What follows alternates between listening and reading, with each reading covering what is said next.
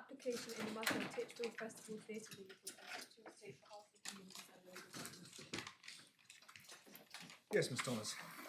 May it please your lordships, I appear for the appellants in Yes. this matter. My learned friend, Dr Ashley Bowes, Yes. and Jack Barber appear for the Yes. Secretary of State. I've handed up a speaking note, which I hope will be helpful in the long run. Right. The structure of my presentation, also handed up with that a very late, came across an authority quite late called West Market Southwest, Yes. which I shall refer to in due course in Yes. relation to that. So the structure of my presentation will be just summarising the key facts.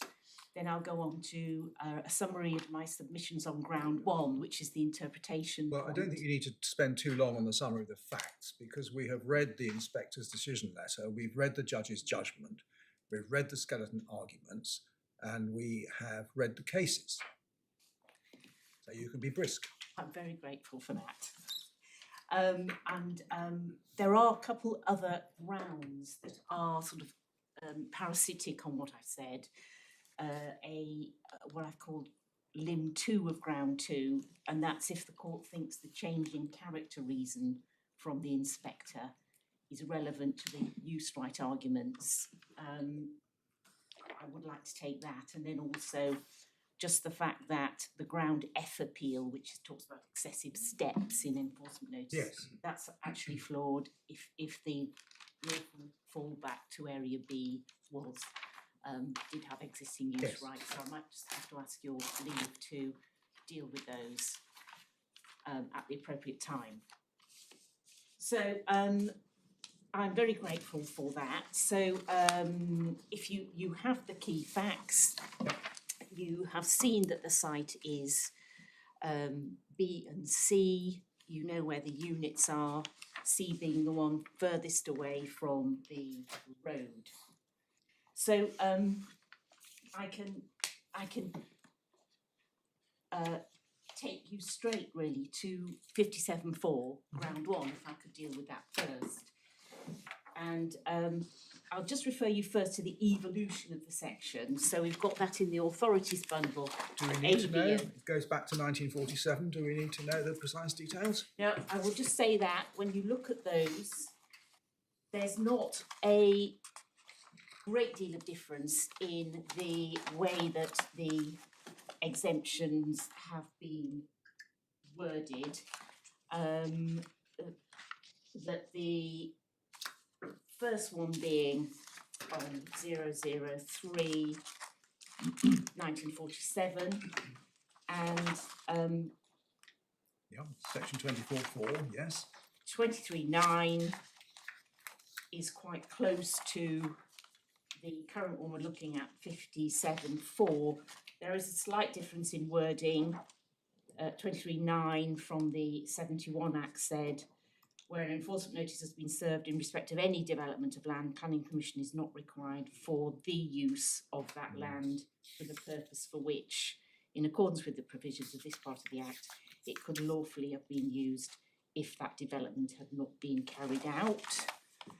And then the current one is just slightly different, which says on the second line, planning permission is not required for its use rather than the use. And that, I don't think anything turns particularly on that in my submission. So, in terms of the interpretation of that, in my skeleton, I have set out really the key points in 25 to 42, and I basically start by saying that obviously I'm saying that lawful uses can be reverted to even though they it doesn't have to be the entire enforcement notice land that has a use on it. It can be part of the enforcement notice land that maybe has a use right. And I say that's in the ordinary meaning of the provision, to permit that. Because all it says is that where the enforcement notice has been issued, planning permission is not required for its use for the purpose for which it could lawfully have been used if that development had not been carried out. So there's no need to construe it narrowly. If you think about the purpose of 57.4, it's to facilitate an easy journey back if the enforcement notice is upheld. That was the legislative intention. The purpose is obviously not to block any previous uses on land enforced against. So a purposive approach supports the interpretation of allowing previous uses on any part of the land enforced against. An unfettered interpretation best gives effect to that objective of the legislation, as I say, to transition easily back.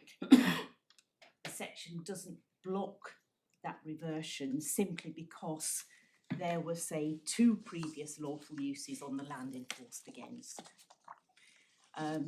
Plain meaning of it aligns with the legislative purpose.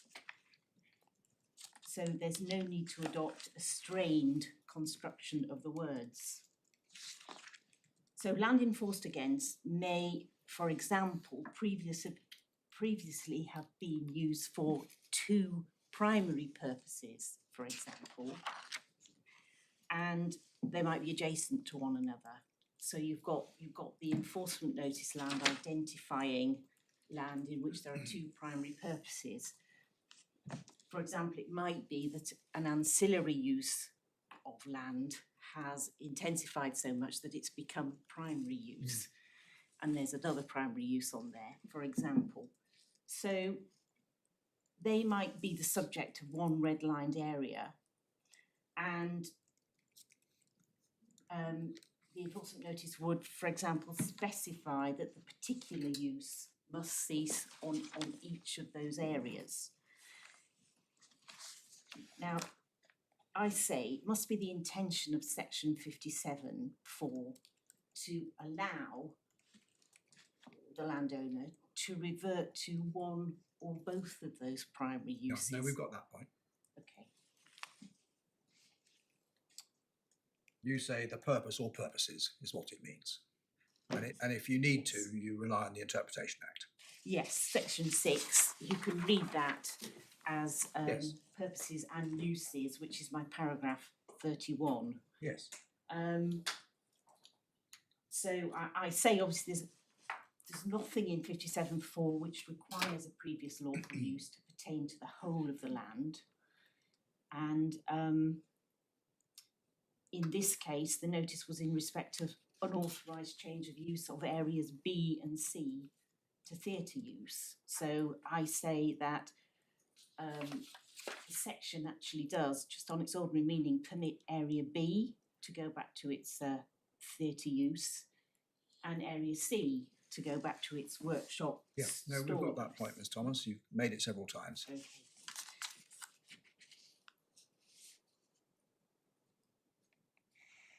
Now, just one further point. In 34, I've just referred to the Manzi principle. I say, sorry, in the second half of 34, I think I'd like you just please to just remove the last half of the paragraph starting from the right saved, because I'd written it as if there were 2 primary uses allowed at the end there, but all the Manzi principle says is, you know, you should protect any existing lawful use rights. This goes to your ground F, does it? No, this is how to interpret 57.4 as well, to say, look, interpret it in to correspond to the Manzi principle, which allows part of enforcement notice land to protect existing use rights. In other words, all I'm saying is, you know, that's a principle which in itself is saying it's right to protect lawful use rights, even if they're not over the entirety of the land. And that was my point just that. No, it so happens that Mansi was about an ancillary retail, and the ancillary retail, by definition, could have taken place anywhere on, I think it was a farm, wasn't it? It's a nursery, I think. Nursery, sorry. Because if it could only take place in a defined area within the overall planning unit, you would have had a separate planning unit, and it would have been a primary use within that area. So it doesn't actually establish that point. I understand what you're saying. Yeah, all I'm saying is it shows that an ancillary use, which is obviously usually on part of a site. Yes, but it could be anywhere on the site. Yes, it could be. That's the point I'm. Yeah, and my point is, of course, there doesn't have to be spatial entirety. In other words, the land enforced against will be bigger. I don't think this helps, because if it were to be the spatial entirety, you would have a different planning use. It would be retail rather than nursery. I think I was using it to try to demonstrate that, in planning law, we do have that principle, and it does recognise that part of a site, part of a whole site, should be protected. No doubt there are other cases like Mansi which factually were concerned with a part. Well, quite often it can arise in circumstances where the enforcement notice requires, for instance, removal of hard standing, when that hard standing may be there either by virtue of a lawful use right, or maybe part of an earlier planning permission which had been granted in relation to the site, and it prevents the requirement of the enforcement notice to remove the hard standing, which has every right to be there. Yes, yes, and so it is a principle that deals with protecting part of a site. I don't think I'm saying much further than that.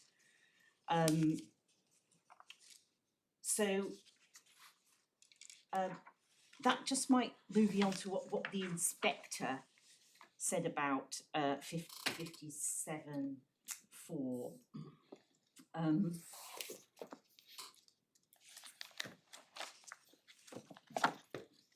And that's in CD. And what the judge said about it. So we're going to the decision letter or the judgment? I think we should go first to the decision letter, if you would, which is at core bundle. It starts at. We're at paragraph 78. 206, and so, yes, it's really just 6 paragraphs that are relevant to the most relevant to the whole case today, and in terms of when she turns to 57(4), she says at 83, the implication of stone is that careful consideration needs to be given to the wording of 57(4). The land which is the subject of the enforcement notice is areas B and C. The lawful use which has been established through the passage of time relates to areas A and B, which formed one self-contained unit. In fact, that's actually wrong, because the passage of time accrued rights related just to B, and area A got its use rights from an express planning permission in 2020. Indeed, unless you took that view, the conditions on that planning permission for area A would be ignored. Area A had a planning permission, but subject to conditions. Yes, so it's right that... It would be wrong to say that the 10-year rule applied to area A when it had a planning permission. Yes, it is wrong. And she actually gets it wrong about 3 times in this. Whether that matters is a different issue. Yes. So the land, and she's referring to... I mean, just following up that last point, it's right, isn't it, the reference is being made to Ocado. If, for the sake of argument, and I believe this was dealt with by agreement before the inspector, looking at area A, there were conditions which were breached continuously for 10 years, there'd be a lawful right in respect of those conditions. You would end up with a permission which no longer had those particular conditions. I think that's the effect of Ocado, if Ocado is right. Yes, it would.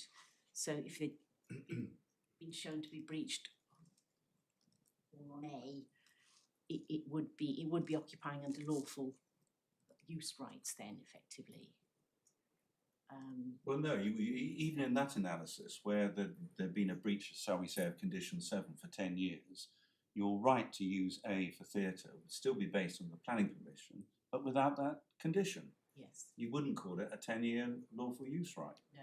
So it would come under the actual planning permission still. Okay.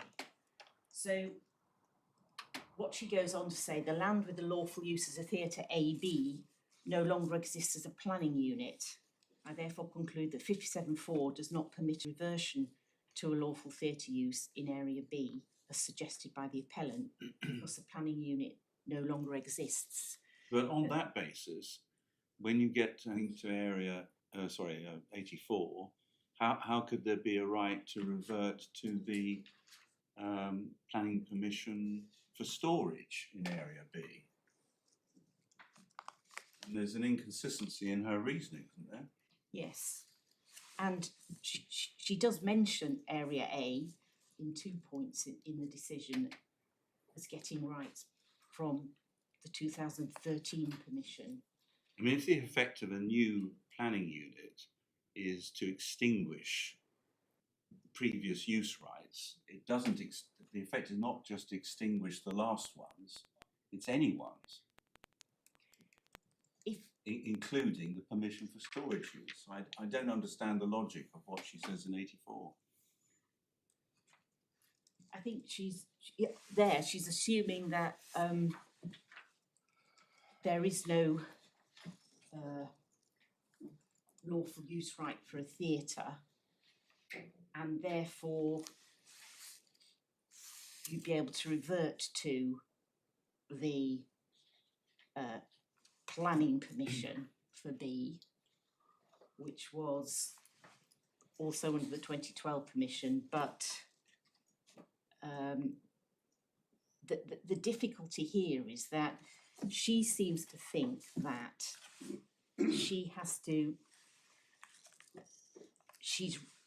the rights that we're asking to revert to somehow relate to both areas A and B, because she's saying those are lawful use rights. I think if I may say so, Miss Thomas, you need to start a little bit earlier in the decision letter. You need to start with paragraph 81. Because it's agreed that before the breach of planning control, there were 2 units, A and B on the one hand and C on the other. Following the unlawful development, there is a new planning unit. And that's why she comes to the conclusion that the existing use rights have been lost, because there's a new planning unit. But section 57.4 tells you to ignore the unlawful development. So she has to ignore the fact that a new planning unit has been created, because that's achieved by the very development which section 57.4 says you must assume has not been carried out. And that, to my mind, is where she starts to go wrong.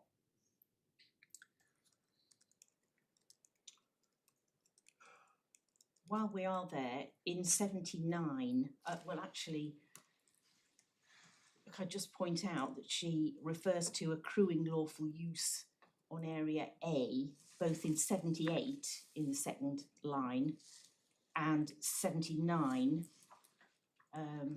She says A hasn't accrued a lawful use right, and as again where I pointed out to you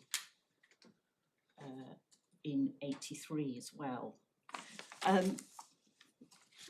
But in terms of 57.4, which I am trying to deal with as a discrete point, she, at 83, she then refers to the Stone case. And I'd just like to just make some comments about that case. In terms of the bundle, the authorities bundle. Tab 15.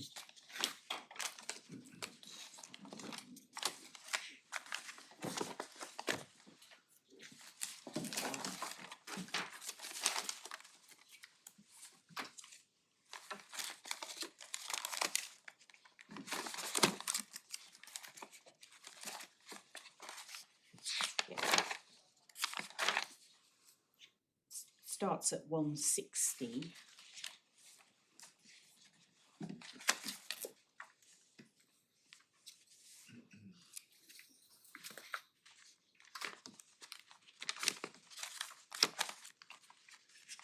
And it's actually very last two pages at 178 and 179, which really deal with the 57.4 point. And it starts the sideline bit 45 onwards. The appellant,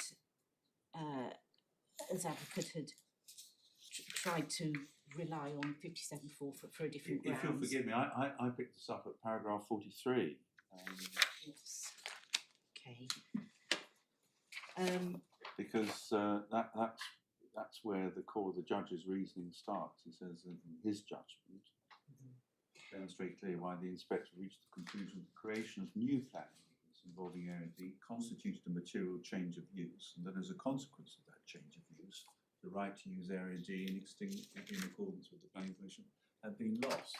So it's because of the conclusion there's been a material change of use in relation to that new planning unit that you've lost your previous rights.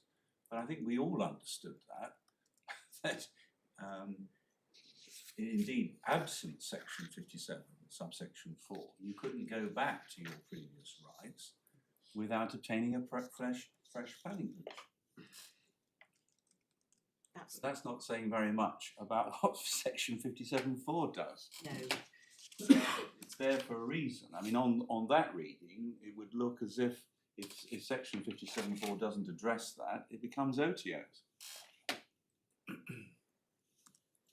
Sorry, I interrupted you. Yes.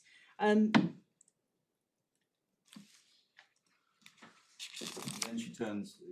he turns to section 57.4 in paragraph 44. Yeah. Could I just sorry, I'm having difficulty because I've got 57.4 and then I'm going on to existing use rights, so I prepared it in a certain way, and I can certainly, if you could just turn to the plan I've got, it might be useful just to right at the back of the speaking note. I've actually done a diagram of the Plan is where? Back of the speaking note. Yeah. Just to illustrate what it actually does. It was, as you can see, the enforcement notice land was eventually A, B, C and D1. The whole area D, that's D1 and D2, were by dint of under enforcement, had planning permission as a mixed use of non-scrap vehicles or some This was the section's subsection 11 point, wasn't it? That's right, the under enforcement point. Yeah. So it was a mixed use, and as you know in planning law, a mixed use is a type of use that you look as a whole. The appellant was asserting non-scrap vehicle storage as existing lawful use rights. And you know, the judge found that those couldn't be relied on, and that was just D1 on its own, basically because that mixed use no longer existed. So the D1 rights wouldn't have a life anymore at all. So the lawful use rights that they wanted to rely on didn't have a life anymore. And so effectively, D1 and D2 were no longer a planning unit, but also the inspector found that as the planning unit was now A, B, C and D1, there'd been a change of use of that unit to, again, something different from just non-scrap vehicle storage. That had been changed to vehicle storage repair and salvaging parts for vehicles, and that's the third note on my diagram. So where the inspector is just saying, well, I'm not going to grant you what you want under 57.4. It's not because effectively the planning unit's been split. It's because in this case, the lawful use rights didn't have a life anymore because they were part of a mixed use. And you can see that because if you look at 178 of the authorities bundle. 178, did you say? Yes, page 178. So this is the last couple of pages where we've got Justice Wynne Williams saying the scope interpretation, this is 46, the scope interpretation in effect of 57.4 was fully considered in the arguments deployed before me. I've reached the clear conclusion that I should express my view on these matters regardless of whether strictly reliance was placed on 57.4 before the inspector. Then he mentions the Young case, which Lord Justice Watkins expressly acknowledged the possibility that the use of land might survive by the previous 57.4, notwithstanding a change of use in the land.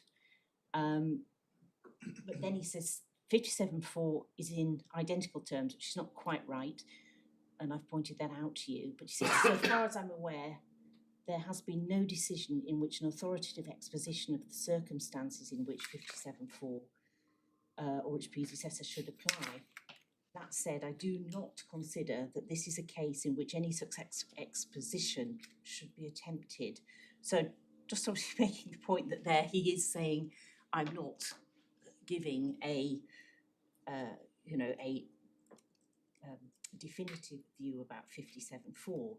And then he turns to Mr. Strawn for the Secretary of State, who actually does explain that the use rights, the lawful use rights for non-scrap vehicle are actually lost because of that mixed use point that I have explained. And that is 48. So he explains basically that that mixed use, which included the house and its residential curtilage. Is this the whole judgment? It seems to come to a very abrupt halt at the end of paragraph 48. There's a page missing. This page, I've got 49 to 52. I don't seem to have that. Okay, let's see if I can. All right, don't worry. I Yeah, can you're look it out. up on Westlaw. I expect. So this decision is really not saying a great deal about 57.4, but where he now comes on to look at that, and my lord, I'm very sorry that you don't have this paragraph, but he also says, it seems to me too, that careful consideration should be given to the words of section 54. In my judgment, the subsection authorises land to be used in a manner which was lawful immediately before the development which was the subject of an enforcement notice. The land to which the subsection is directed is the land which was the subject of the enforcement notice. In the instant case, that includes areas A, B, C, as well as part of area D. These areas were not the subject of the planning permission, which came into effect in 2009, so that's the mixed use planning permission. The area which was the subject of that permission was the whole of area D. In my judgment, the use of area D authorised by the planning permission was not a use referable to the land which is the subject of the 2012 notice, so the enforcement notice. And this is what the inspector has then more or less copied out in her decision. But I say that doesn't get very far, because it doesn't actually say that the use you're trying to rely on has to be referable to the whole of the land enforced against. I thought that's what it was saying. I thought this was the unity point, which the Secretary of State relies upon, But- and which you say is not there in the statute. No, but Perhaps I've misunderstood. no, I'm saying here that a use can still be referable to the enforcement notice land if it's on part of that enforcement notice land. It doesn't actually also mean that it must be referable to the whole of it. But in any event, my submission is that we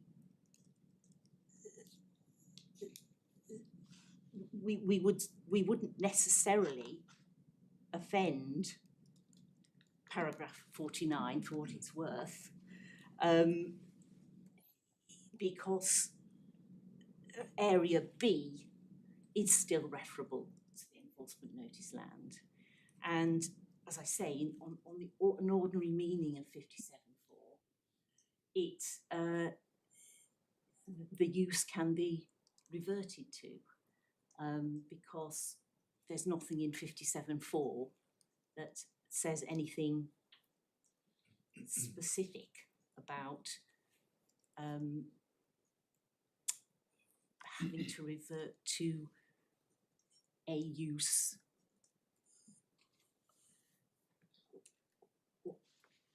on an enforcement notice land on that site. So I say, you know, in its ordinary meaning, it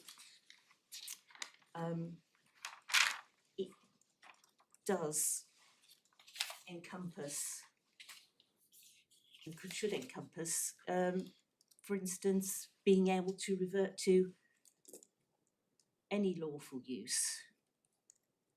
Well, it's not any lawful use, it's the use immediately before Yeah. the unlawful development, if that use was lawful. Yes, indeed. And it matters not if it's... You can't trawl back through the history to find some lawful use. That's what Young says very clearly. But what I'm saying is you still get two lawful uses on Yeah. enforcement No, notice land. your point is that immediately before the development enforced against, Area B had a lawful use as a theatre, and Area C had a lawful use as storage stroke workshop. And if, as the statute tells you to, you ignore the unlawful development, those are the uses which are lawful. And that's a very straightforward argument. And I think that's what 57(4). Well, that's what you submit it means. We've got that. So, indeed, and I do think there's this added confusion in the inspector's mind, where she hasn't grasped the point, or she won't accept that Stone, in that case, wasn't able to keep its non-scrap vehicle storage existing use rights because it was part of a mixed use, and she doesn't take that on board either. All right. Right, And what's the next point? There is a lot of confusion in her Area A accrued rights, because, of course, Area A was outside the land enforced against.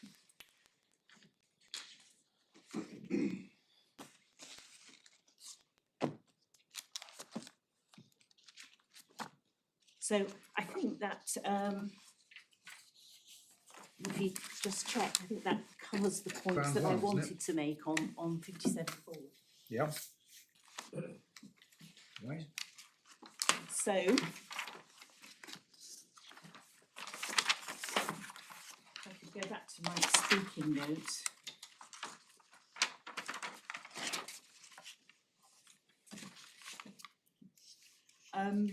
Extinguishment of existing use rights on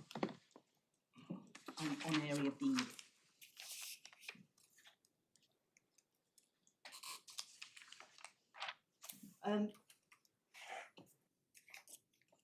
What I'd like to do here is obviously just look again at the inspector's decision, make my submissions, and then look at the case law on this. But I'm going to commence with the South Staff's case when I come to case law, because that hasn't been cited at all so far. Not to the inspector, not in many decisions following it. And it came out in 1987. It was a decision of the Divisional Court, but with Lord Justice Glidewell. Yeah, we've read it. Justice Sheeman. So, in terms of this case, I think the points that I wanted to make in regard to the inspector's decision. So, if we go to 219 of the core bundle.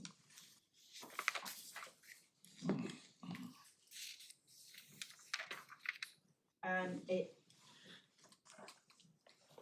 DL 80. 80, yeah. Yes, she says it's been established through case law that a lawful use can be lost in specific circumstances. One of those circumstances is where there has been the formation of a new planning unit. Whether a new planning unit has been created is a matter of fact and degree for the decision maker to determine. It's clear here that all she's thinking of is the Birdle planning unit. She's talking about basically, you know, the notional unit, the tool that you use to actually try to decide whether there's been a material change of use of land.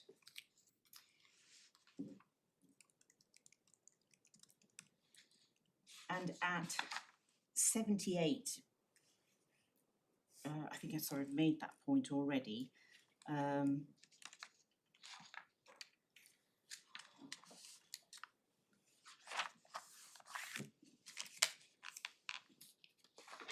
81, if you could go there,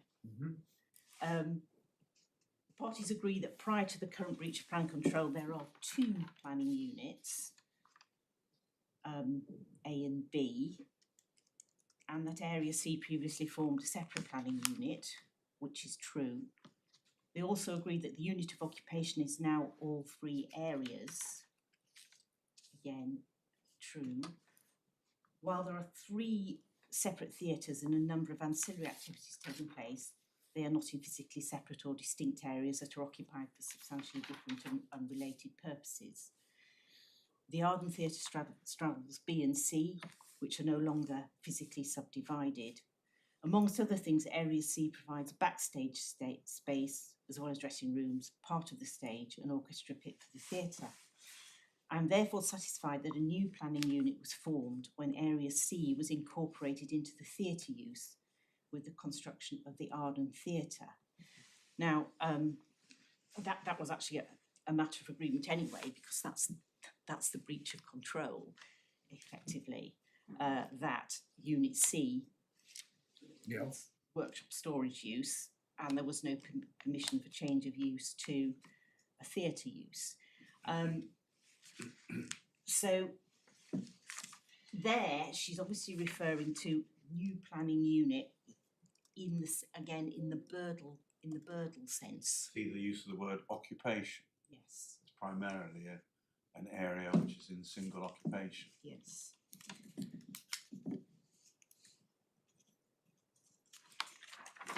And she refers to stone, and I've made my point about what she's not taken on board in that decision.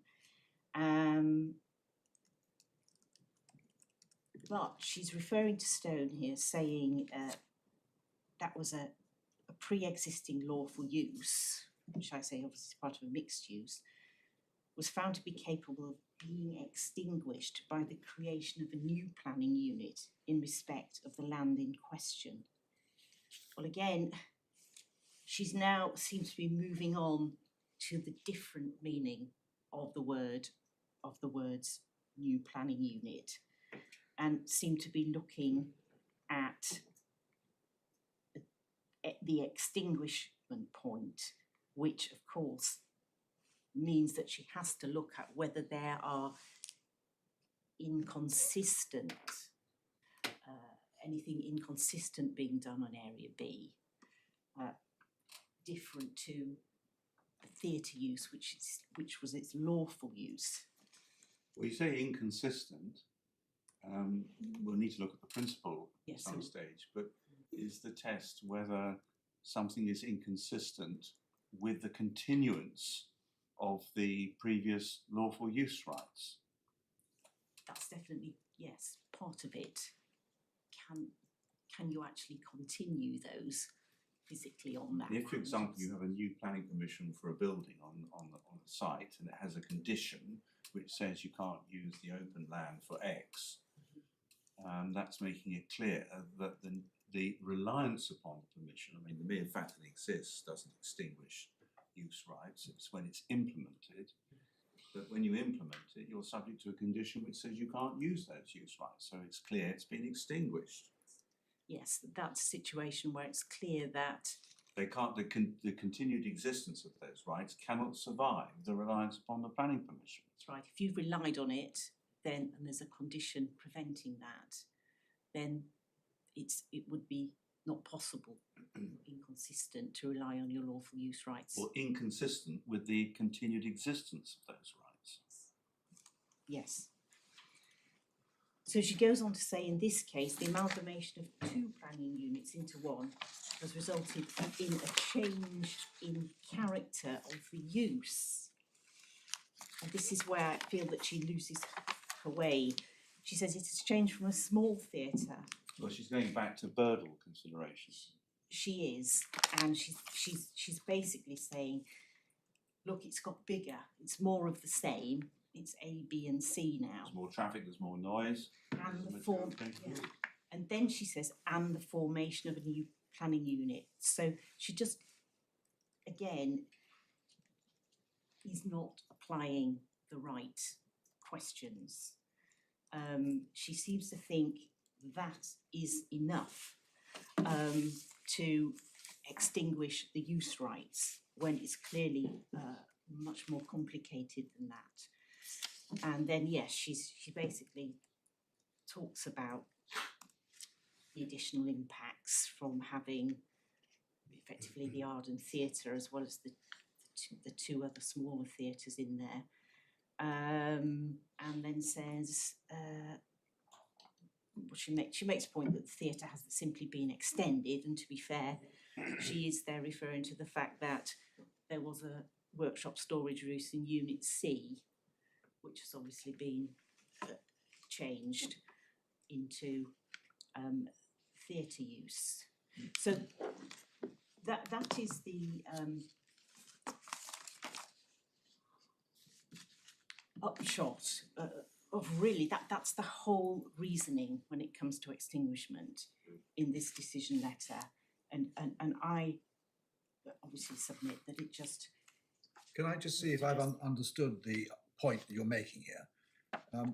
You say that the inspector didn't ask herself the right question, and if I've understood the argument, what you are saying is that the creation of a new planning unit in the Birdle sense does not of itself extinguish existing use rights if they are not inconsistent with the use of the new planning unit. Yes, and I'll come and look at the way it's put in South Staffs in a moment. Right. So if that argument is right, does it mean that the use of Unit C as storage has been extinguished or not?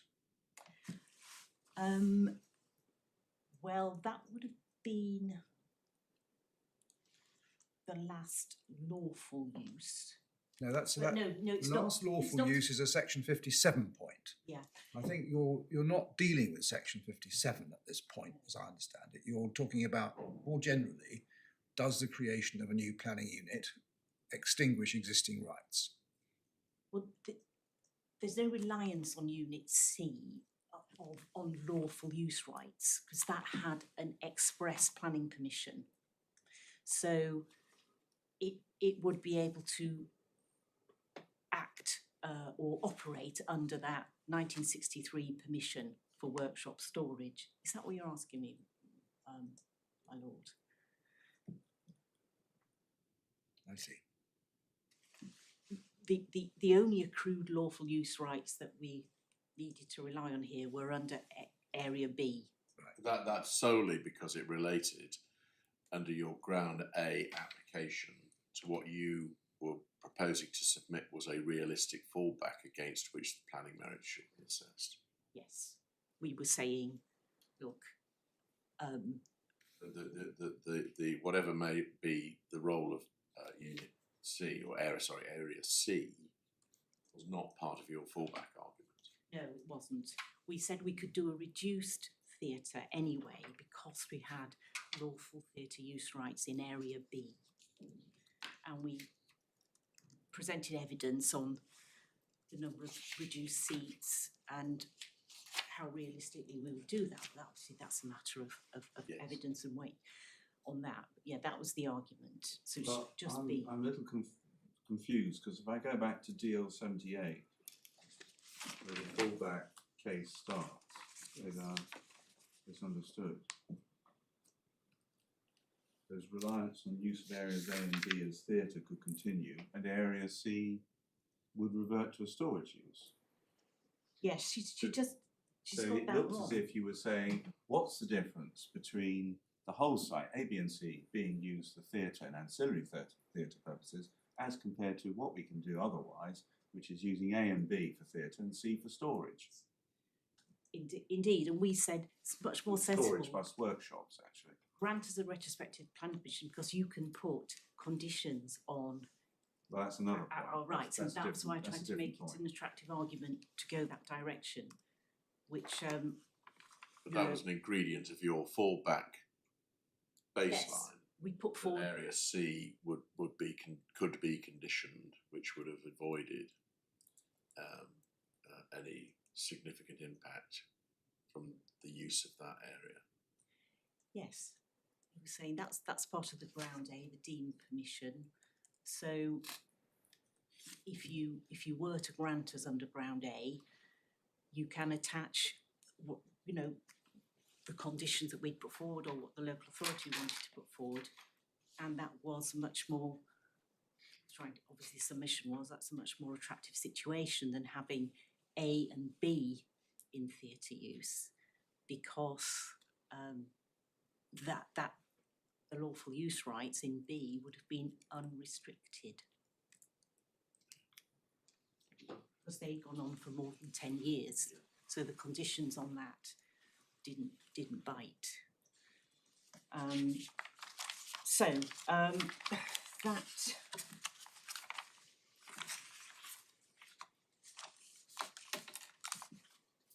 That was the way the case was put.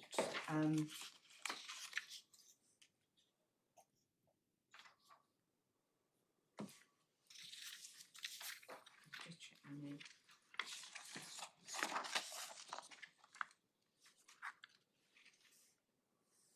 Yes.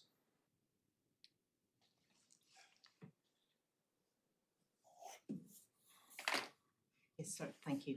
So, if I come on to my submissions, first one is that the inspector erred by failing to understand that the phrase new planning unit, as used in the South Staff's case, relates to a different concept than the Birdle planning unit tool, and that's 4 on my speaking note. The second submission is the inspector erred by failing to apply the law relating to extinguishment of existing use rights, in particular by failing to assess whether the material change of use to theatre use of B and C was inconsistent with existing use rights enjoyed by Unit B. So that's the inconsistency point. I mean, I could express those as errors of law or errors in the reasoning, and I've in the skeleton on the reasoning route, but they are errors of law. And thirdly, the inspector erred in law in concluding that the character of the use, and then I quote from has changed from a small theatre and ancillary uses in A and B to a much larger theatre use over 3 areas, A, B and C. I'm saying that that was not sufficient reason to extinguish existing use rights in Area B. As you've pointed out, that's about the Birdle planning unit. And then, of course, we come on to that, this idea of changing the definable character. It is a bit nonsensical here because my fourth submission is in planning terms, it's unlawful to conclude that the definable character of area B changes if it changes from theatre use to theatre use, because that amounts to all she's saying, really. And just to make clear, the concept of intensification of a use relates to where a use within the same footprint intensifies so much that one can conclude that a material change of use has taken place, even though it might have the same title, the use being the same typology. And so intensification isn't really relevant to the facts of this case, because we're talking about an unauthorised material change of use of really B and C, but obviously we say just unit C. And so we're not talking about the intensification concept. We would be if we were just talking about, has there been a material change of use, say just on let's just say unit A was on its own and that intensified.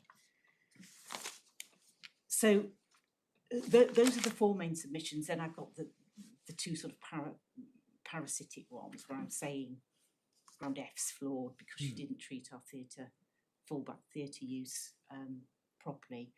And secondly, obviously, if you're not with me on the definable character point, then the submission is that the inspector erred by omitting an obvious material consideration, which is that she didn't assess the net impacts of the new use of Unit C. So in other words, she didn't actually take a net traffic movement figure or a net parking figure, because there were already some generation of those type of impacts from Unit C as a workshop and store use. So it's obviously it's quite a common point in planning that has to be done in order to actually make a proper comparison of a before and after use. So if I just start then with the law, the starting point is that existing use rights, or established use rights as they used to be called, are known as hardy beasts, so they're very difficult to dislodge.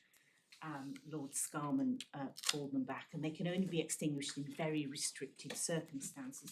And I did then want to take you to Butterworth's law, because it actually provides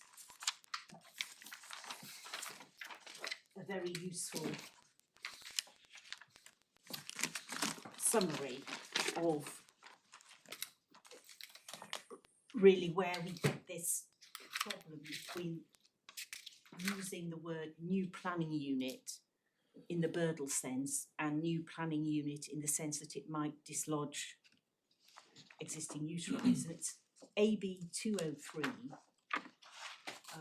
at 1.6. The question of the extinguishment of existing use rights is more difficult to reconcile on the basis of present judicial authority, although it is clear that to varying degrees, existing use rights can be lost by implementation of permission for building operations carried out on the land with different attendant use rights.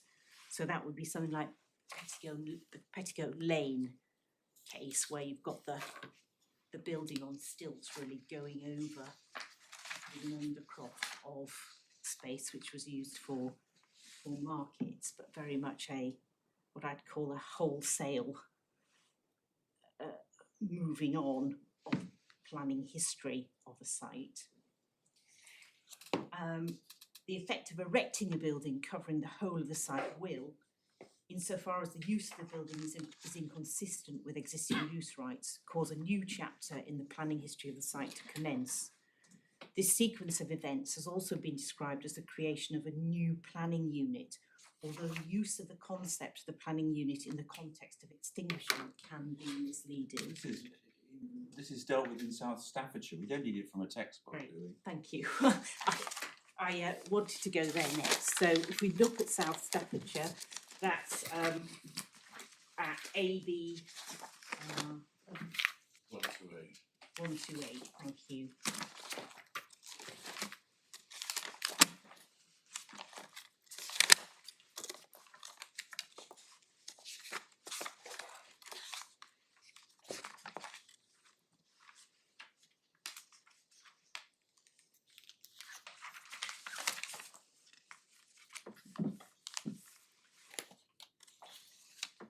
As I say, this wasn't before the judge or the inspector.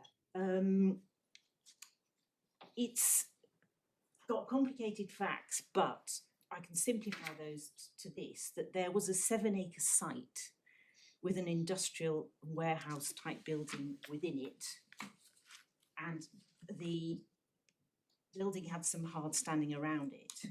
And at the material time, it was basically in the ownership of the Bickford family. So it really was in the Birdle sense, a whole planning unit. But because of historical previous uses on the site, there was an established use of the open parts of the site for overnight parking. And that, as a matter of fact, continued in breach of a condition that was on the planning permission for an extension to the warehouse, which was implemented. So the question was, what effect did the implementation of the planning permission, which related to the warehouse extension, have on the established use for overnight parking on the open areas of the site? And the answer was no effect, because that planning permission only extinguishes use rights if the development which takes place is inconsistent with the established use. So turning to Lord Justice Glidewell at 139,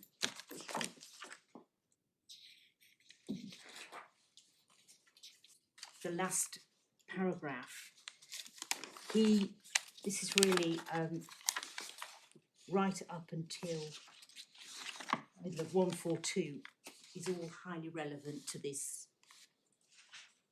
set of circumstances that we have at Titchfield.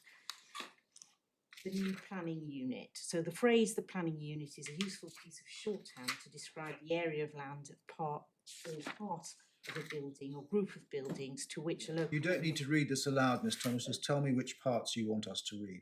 So if you could read, yes, from... Whole sideline section?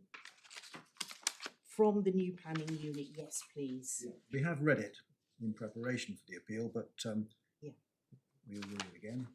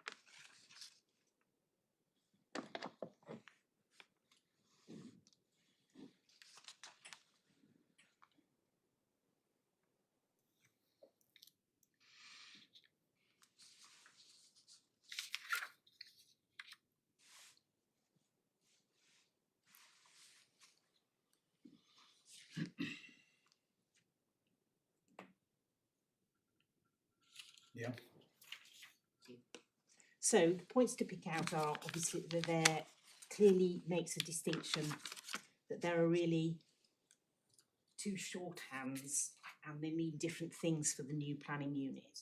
And it's the second one on 217 in the second paragraph, which new planning unit means if planning permission is granted for development, carrying out of the permitted development may be incompatible with the continued use of the land or buildings for the purposes of a previous lawful or established use. And then obviously they look at the authorities, and really the Court of Appeal authority was Jennings, and that was I'm grateful that you've indicated you've read that, because there's Lord Denning, Lord Justice Watkins and Lord Justice Oliver, and Lord Denning tried to say that he preferred this shorthand of new chapter in the planning history to be the right sort of shorthand you use if you're talking about extinguishing lawful use rights. The other two lords said, well, we'd like to keep both of these meanings in circulation, but I think rather logically Lord Justice Glidewell is saying, well, actually Lord Denning was probably right. But whichever label you use, they're shorthand. Yes. So even if you switch to new chapter in the planning history, you have to understand by what criteria a new chapter arises for this purpose of extinguishment. Correct. Yes. And the test is inconsistency. It is, and that is set out in the second. Really, if we turn over the page at 142, Yeah.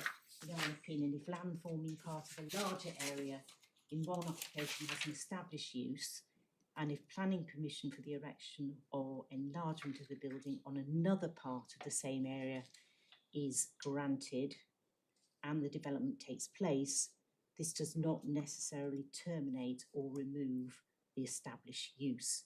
It Yes. only does so if in some way the development which takes place is inconsistent with the established use. So here, obviously, we don't have a new building. We have nothing going up at all on Area B. That's the first point to make.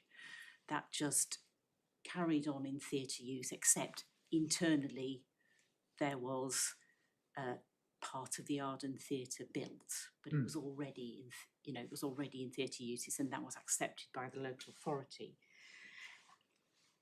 Unit C, of course, was joined before the change of use, before it changed its use to theatre use. As a workshop, it got permission for operational development to actually be joined to building AB, because that's always been one building, but in two areas. That was done, but then what the local authority complained about was the change of use, effectively, of the space in Unit C to be a theatre. And when they drew up the enforcement notice, they'd put it round B and C, but before the inquiry they did concede that there were lawful use rights in Unit B, that had been theatre use for over 10 years. It was approximately, those accrued around December 2020. And obviously they said, well, you've lost those because you've formed a new planning unit, and that wipes away those lawful use rights. And the inspector's effectively gone down that route without asking the right questions.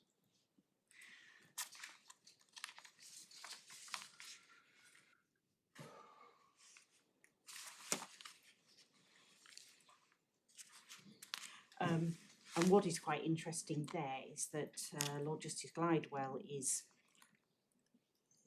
signalling that actually Mr Justice Bridge, as he used to be in the Petticoat Lane rentals case, in other words, the building on stilts, actually did raise this question, you know, of what do you do if you've got lawful use rights on a site, something else happens, you know,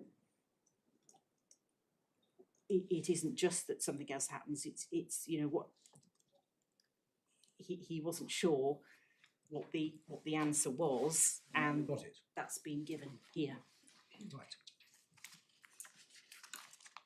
So I don't think, unless I can help you with any of the other particular cases that lead up to that, we've got the Prosser principle, we've got Petticoat Lane, we've got the Newbury case, and then we've got the Jennings case, but it's really, we've got an answer now in the South Staffs case. Yes. So that means I don't have to take you through all these authorities. No, well, I've read them, and my lords will have them at their fingertips. So, yes, I don't think I need to take you to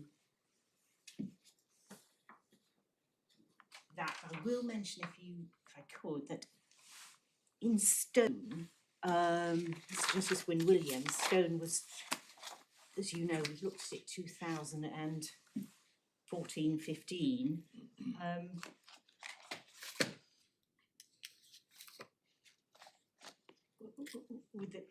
At 160 it starts. With the greatest respect to the judge, he didn't have South Staffs in front of him, and there's no recognition in this judgment of this confusion that's caused by the bald use of the term new planning unit, and thinking that you know, it just refers to this Birdle type planning tool that's used. So there are significant limitations or usefulness to the decision of Stone. So let me come on to changes in character. I took you to the judge at, the judge's main finding, if I could take you to that, which is CB 71.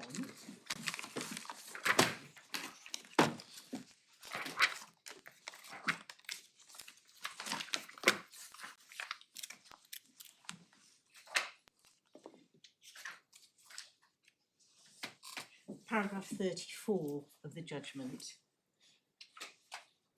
Again, really, the judge makes his decision following Jennings, which I say obviously has now been taken a step further, and simply says at the end of paragraph 34, it's for the decision maker to determine as a matter of fact and degree whether the change is of such character that the planning status following the change is inconsistent with the preservation of a prior existing use.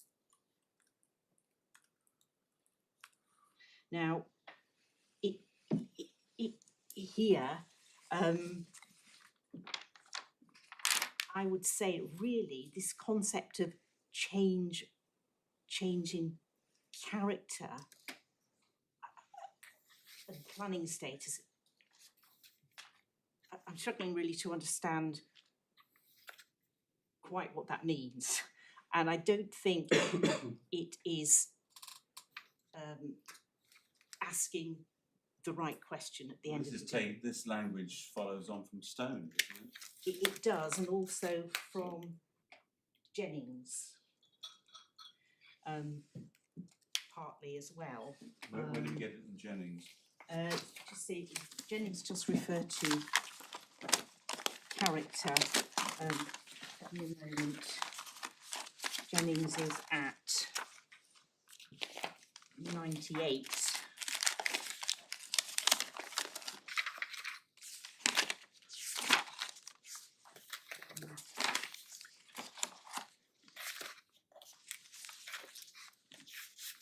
Where are we going in Stone?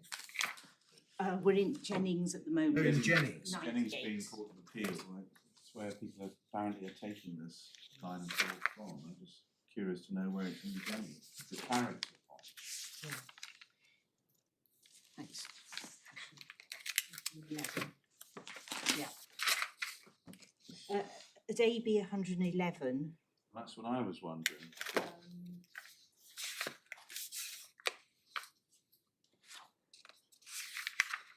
Is it D? bit further down.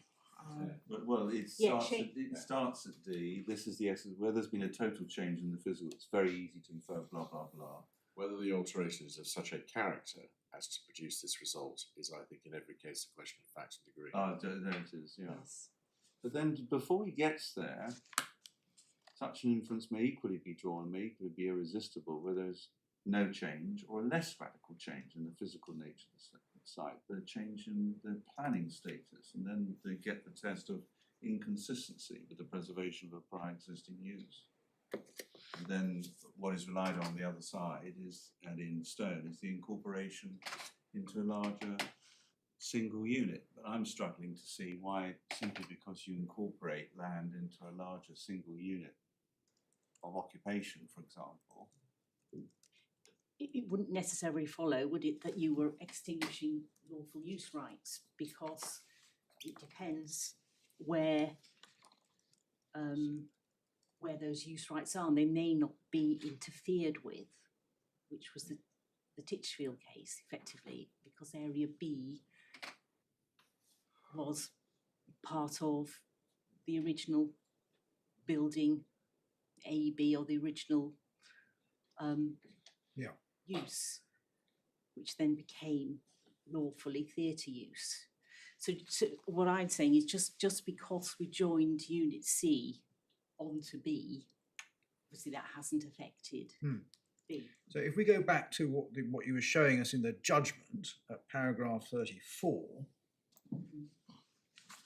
I mean, the judge is right, is he not, to say that accrued planning rights can be lost when a new planning unit's formed, and that's correct as a matter of law. If you're using new planning unit in the non-Birdle sense. He then goes on to say that it's for the decision maker to determine whether the change is of such a character as the planning status following the change is inconsistent with the previous use. So that's correct as a matter of law, is it not? Well, this idea of change of such a character in the planning status seems to be a reference to this question of whether you've had a change in whether a new chapter has opened in the planning history of the site. But he's saying that the test is inconsistency. So that's correct. Your point, I think, is that's not the question that the inspector asked herself. No, so the judge's exposition of the law is correct, but the inspector didn't ask herself that question. Well, I would differ on that and say that the judge got the law a bit confused here, or sort of rather creates a law that because he didn't have South staffs, he creates a sort of test that he thinks comes from Jennings, because of really that one sentence that is in Jennings, whether the alteration is of such a character as to produce this result, and that result being whether there's consistency with the preservation of a prior existing use. So I'm afraid that. So what has the judge got wrong in this paragraph? The judge has really got wrong by introducing this idea of looking at a change of character in the planning status, because that doesn't really matter at the end of the day. What matters is your lawful use right consistent? Can you still assert it? Or has it been cancelled out by something like an intervening use on top of it? or a planning permission, you know, being implemented on it, which has a condition that prevents that use. And you say he hasn't done that, notwithstanding that he's posed the question whether it's inconsistent. Yes, it's. But in any event, the inspector has not addressed consistency at all. Sorry, who hasn't addressed? The inspector. Well, that's the point I was putting to you earlier.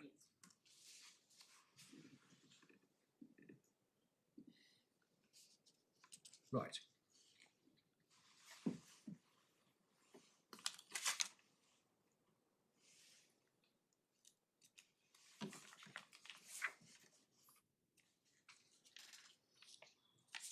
Because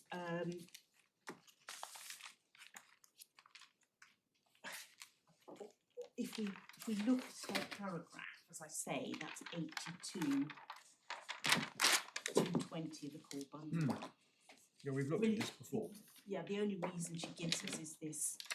You've made that. You've gone made from that. a large theatre to a bigger one.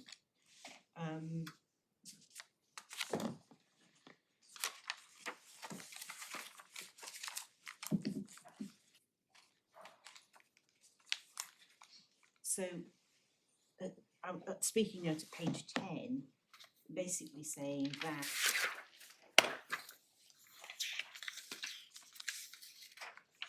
Page 10. yes, Yeah.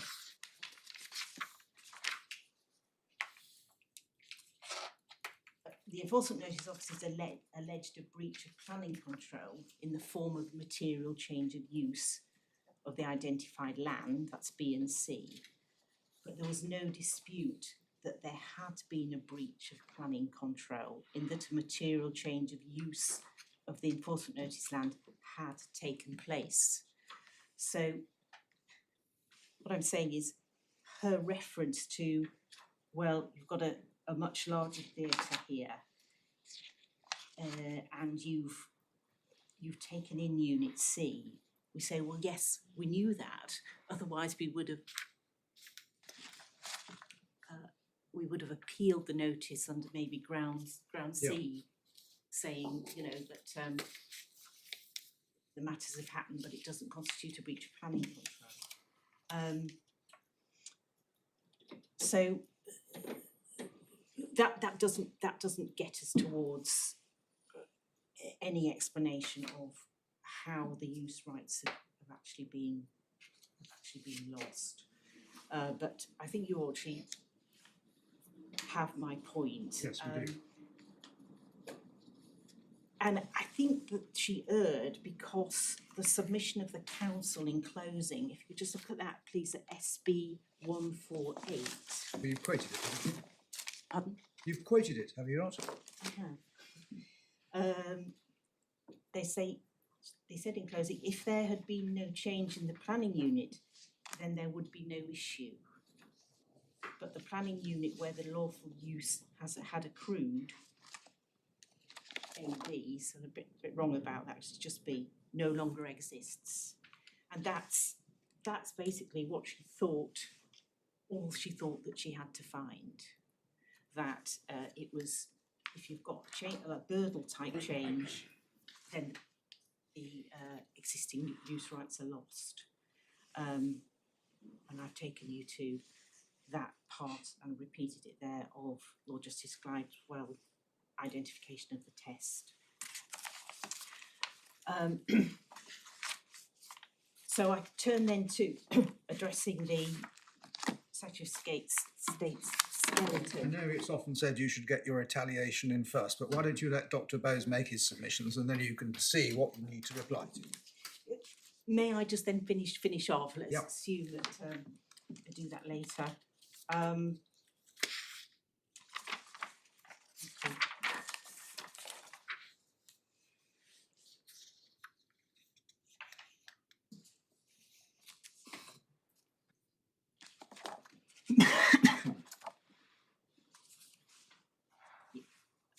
Could I just actually, while I was on the legal submissions that were before the inspector, make it clear that the appellant in the legal submissions did specifically this is found in the supplementary bundle at 82. 6. Legal submissions were made slightly earlier in the inquiry procedure, but than in closing. And there's some repetition of them in closing. But at 6, use rights can only be extinguished in a narrow set of circumstances. And then at C, it is submitted by the implementation of an inconsistent planning permission or the carrying out of acts inconsistent with the continuation of a lawful use. So it was something that was submitted to her. Notwithstanding that, I didn't have the South Staff's case was not known at that time. Yes. Now, just on character, I don't know to what extent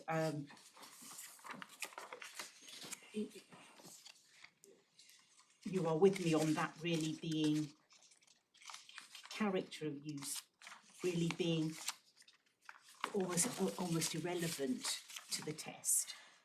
But in any event, it is really meaningless to say that, as she does, that the land has changed from a small theatre ancillary uses in areas A and B to a much larger theatre use over the 3 areas. Because, of course, you've got to have a change in the definable character of the land. You can have the same typology of use that might lead to different things, but it is really meaningless to say there's been a change of use of land or character when all she's saying is you've gone from theatre to theatre. Consequently,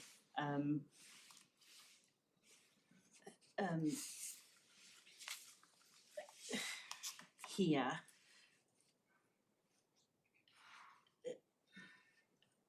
she didn't seem to appreciate that obviously that within that planning unit AB, you're entitled to grow your theatre use just as long as you didn't intensify to the extent where it's a material change of use on that footprint of land.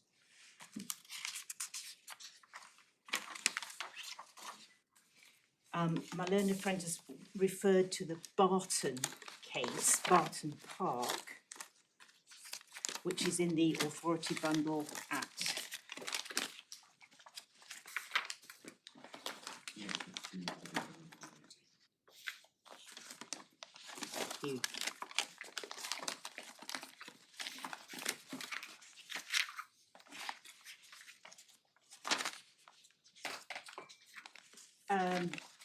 basically Barton Park, which is a Court of Appeal decision, was really saying, well, they were applying basically to really, if I very broadly say that they wanted to be able to put a much larger number of residential caravans on a site, along with some other things like holiday chalets and some holiday caravans. And the point there was you would have said at the end of the day that it went from a caravan site to a caravan site, and there was no, even though you use the same title, in this particular case, what was being proposed was a different, let's say, different categories of caravan being changed, and that in that case obviously led to a lot of impacts, which you see at 188, which were things like, much more really a much more different activity if you looked on a year-round basis. So in other words, there can be cases where you can say you might end up with something defined as the same thing, caravan site to caravan site, but in this particular case, because there was really a change in the actual types of caravan that were being asked under a proposed certificate of lawful use to be able to grant, that the inspector there was able to actually say, yes, I think that this would amount to a material change of use of the land for which planning permission would be required. So that is, I say, rather different from here, where we've just really got the inspector saying you've gone from a small use to a larger use, but it's all still theatre, and there isn't really any, you know, we're not asking for sort of different types of theatre or something like that, where you get different types of, you know, residential caravan, holiday caravan, etc., which all have different impacts. To be fair, obviously, there was going to be part of it was going to be a change from workshop store to theatre use, but at the end of the day, I'm saying that this idea of looking at character of use doesn't take the argument any further and doesn't answer the point about loss of existing use rights. Right.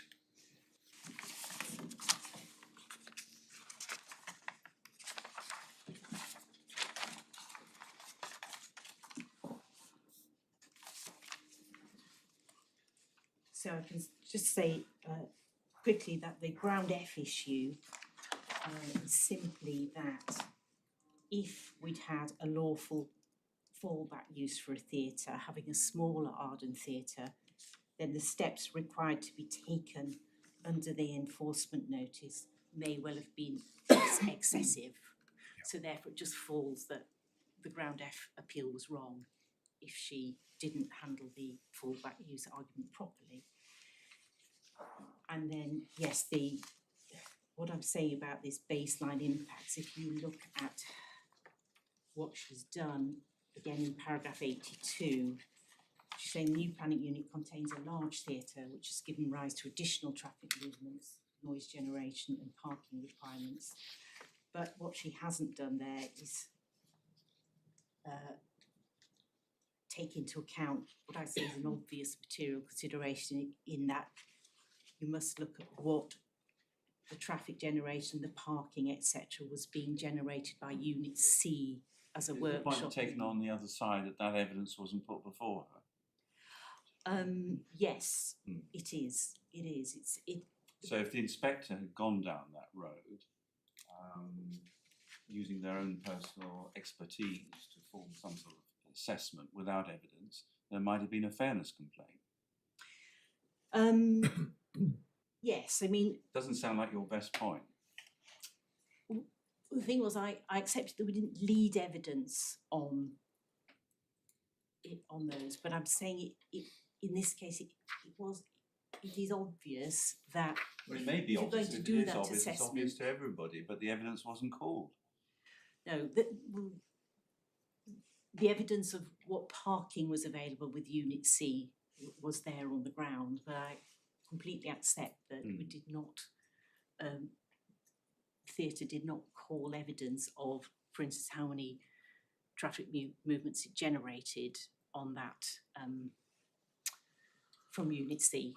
What you should deduct, it was, some elements were there, some were not, but it's correct to say that really that it was because that issue obviously didn't arise at the inquiry, but having her introduced it, I'm saying it is obvious that she should have at least said, you know, I've taken into account that there are some existing traffic movements anyway, and so these impacts will be less than just the total impacts that you are getting from the increased, the increased seating that you've now got in that theatre complex. Where is this in your grounds of appeal? This was in my. I didn't include it. Right. I went for the two main grounds of appeal, Yes. but these are both parasitic on that, and they were pleaded in the High Court. You put two grounds before us. And I would need, as I said at the start, permission, and my learned friend has addressed them. So, and then residual discretion, would you like to hear me on that at this point? Discretion over what? The relief, Simplex point. the simplex test. No. I can do that if necessary, thank you. So I think that does complete my submissions, thank you. Dr. Bayes. My Lord, may I just begin by emphasising two short factual points that the court already has. One, this was a notice directed at B and C, not A. And two, the fallback position which the inspector was addressing was a fallback position primarily targeted at an ongoing theatre use within that area. And I know the court has that, but I just want to emphasise that because it cuts across a number of points about how the inspector framed her reasons, obviously directed to the case that was made to her. The fallback case seems to have included area C as storage. Yes, well, it was recorded at 78. Yeah, exactly. The principal point in my submission, obviously I wasn't on the inquiry, but appears to be that an element of theatre use would be ongoing, and therefore the use which was attacked by the notice, which was cease the theatre use, which is recorded at the beginning of the notice, could carry on anyway, and that was the primary footing of the fallback case. And it's recorded at 78. Yes. Thank you. My Lord, I'll turn to ground one, which is the statutory interpretation point about section 57.4. And in my submission, my Lord, the judge was right below, for the reasons he gave, that there requires a spatial unity between the area to which the enforcement notice is directed and the candidate lawful use, which, as I know the court knows, is not the last lawful use, is the use prior to the breach of planning control, if that use was lawful. And that's the ratio of young and fair state before it. So in my submission, that's the battleground between us. And I say that that derives from two things. First, if the court takes up again section 57, section 57 is primarily, in subsection 1, a requirement for the need for planning permission, and section 57.4 is an exception to that general statutory licence, the way in which the Supreme Court put it. You require a statutory licence to remove that statutory bar, which is now at section 57.1. Say the Supreme Court. Yes, my Lord. If I heard correctly, in which case? Coventry and Lawrence, my Lord. It's not, sorry, my slip of the tongue, it's not before the court, but the language statutory licence, and that creates a statutory bar, and that planning permission operates as a licence to remove that statutory bar, but doesn't vest any proprietary rights, derives from that case. But they weren't commenting on the relationship between 57.1 No, not at all. and the exceptions which follow? Yeah. No, okay. So That's the nuisance case. Yeah, I was going to say it's a case about nuisance. absolute case about nuisance, argument about the proprietary formation of planning permission, and my only submission is 57.1 is a statutory bar for which you need permission, and section 57.4 is an exception to that requirement. Why And does that matter that it's an exception? bears on the interpretative question in my submission. Does it change the approach the court should take to interpretation, because it is an exception? Because there was a hint of that, I think, in the skeleton before, but Yes. I'm not aware of any authority which, there's no contra profferentum or strictness type. You're not, I see. No, simply the correct approach is You should be just take the words at face value. read in their context. And their context is, of course, it's in a section requiring planning permission to which is an exception. And in my submission, the argument isn't about the plural or otherwise nature of the word purpose. It is about what its relates to. And in my submission, its, as the judge found, is the area of the enforcement notice. Well, let's suppose that's right. So where an enforcement notice has been issued in respect of any development of land, here enforcement notice issued in respect of development of B and C. Correct. Planning permission is not required for its use, that is B and C, Yes. for the purpose for which, and you say there's no hint of, it could be purposes, Yes. for which it, that is areas B and C, Yes. could lawfully have been used if that development, that is on A and B, had not been carried out. So, assume therefore no material change of use by the incorporation of C into a new planning unit. That's development enforced against. Yes. What you ask the question, what could areas B and C have been lawfully used for? Yes. Isn't the answer B, theatre, C, storage? In my submission, no, because C couldn't be used for theatre and vice versa, B couldn't be used for storage, because that is the unit to which the enforcement notice is directed. That is its purpose. And so it would be inapt, in my submission, to describe the lawful position prior to the breach of planning control as being that its purpose of that unit embraced theatre across that unit, because that's simply factually wrong. Yes, but my lord asked the question, why couldn't you apply the section so that the lawful purpose of or use of B was theatre and of C was storage? He didn't posit what you just said. Because in my submission, that would be to not apply the words in their straightforward meaning. So what's the meaning you're given to them? That if I don't follow this at the moment, I'm sorry. Let me help, my lord. Sorry. Yes, please. But in my submission, there has to be I understand the unity of the area of land that you're looking at. But what but follows from that? You're going beyond from that. to say that the purpose of that unit has to be uniform. And that could be a mixed use, so that embraces the purposes point. So if, for example, I can perhaps explain it this way. But if it's a mixed use, it's a single purpose, isn't Yes, it? exactly. Comprising a number of elements which can move around. Yes. So Can I just write this down? The purpose, it's a unity of geographically,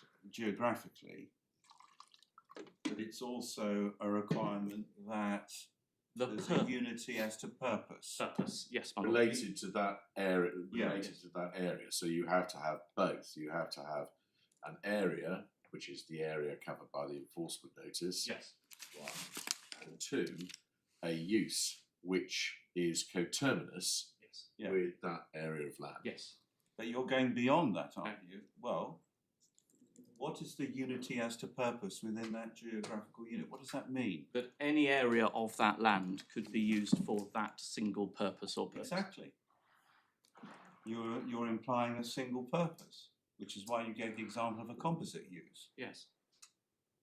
So the I thought thought you experiment would be, what if you enforce against area B in time? We know they didn't, but if they do it in time, Yes. your enforcement notice, the area of the enforcement notice would be area B. Yes. You would enforce against the theatre use, and then the last lawful use would have been the storage use that it was previously put to, I think, from recollection. I might be wrong about that. So you could go back to, you would then have a unity of both spatial, the spatial elements, and also a coterminous unity of use. Yes. Because in my submission, that most faithfully applies those words. It is its purpose.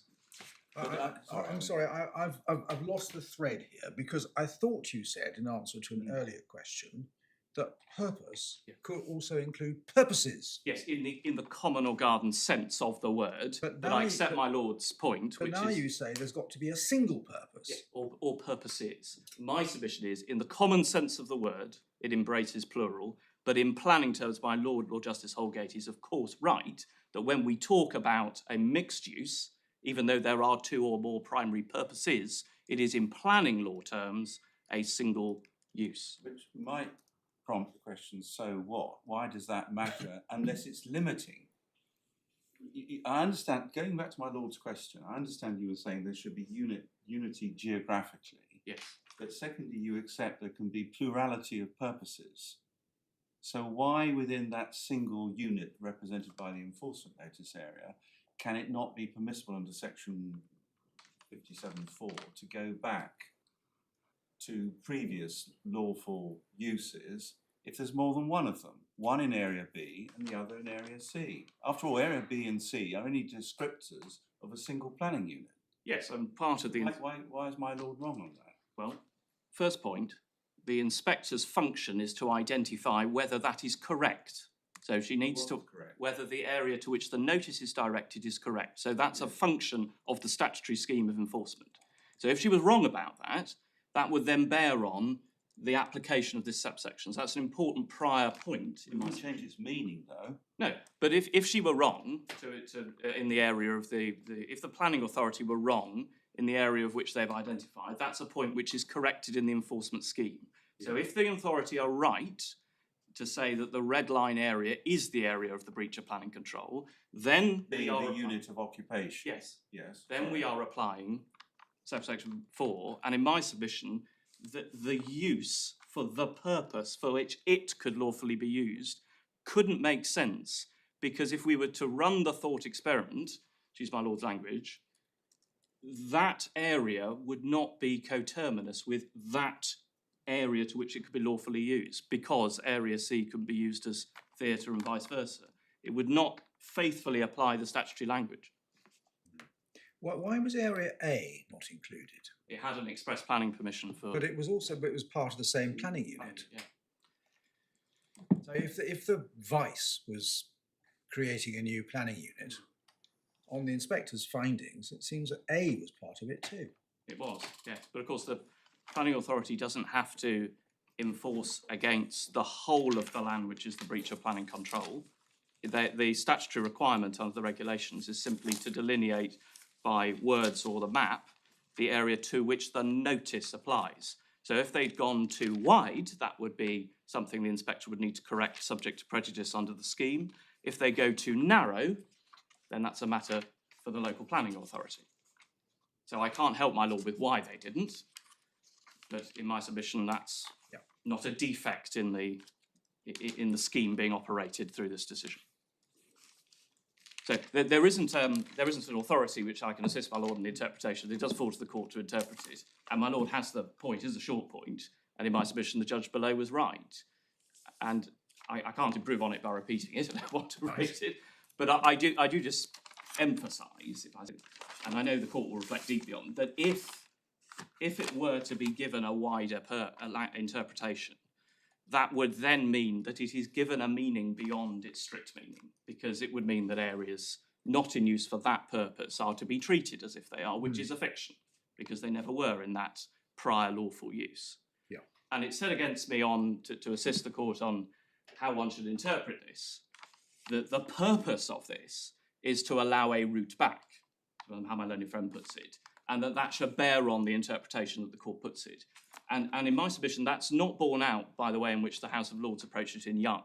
How they approached it in Young, dealing with a different point, which is, can you go back through all the planning history, or is it just the last use if that use is lawful, was to say, well, there can be harsh results in the application of the scheme. My lord's seen it. Perhaps if I just emphasise a paragraph or two of that, if I may, because it is put against me that this is bearing on the interpretation, and in my submission that's not right. You've got Young behind tab 12, and at AB 123,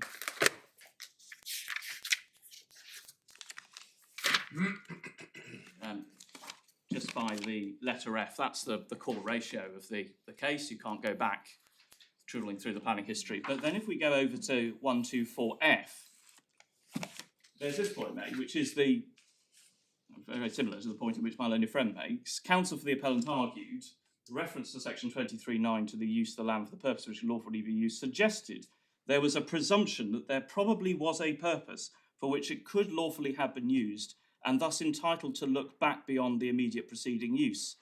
I do not see why it should entitle one to look back to the immediately preceding use. And then over the page, 125 by the letter C, having reviewed the scheme, albeit a different act, the 1971 Act, but the 1990 Act is replicating that scheme, just by the letter C, it must, in my view, be accepted that in the application of a detailed statutory code, such as the Act of 1971 or those which are commonly found in fiscal legislation, a measure of hardship may in some cases be unavoidable. So in my submission, to the extent that that point bears on your Lordship's reasoning, it's not in fact the way in which the House of Lords has interpreted that scheme, that it is an exception provision.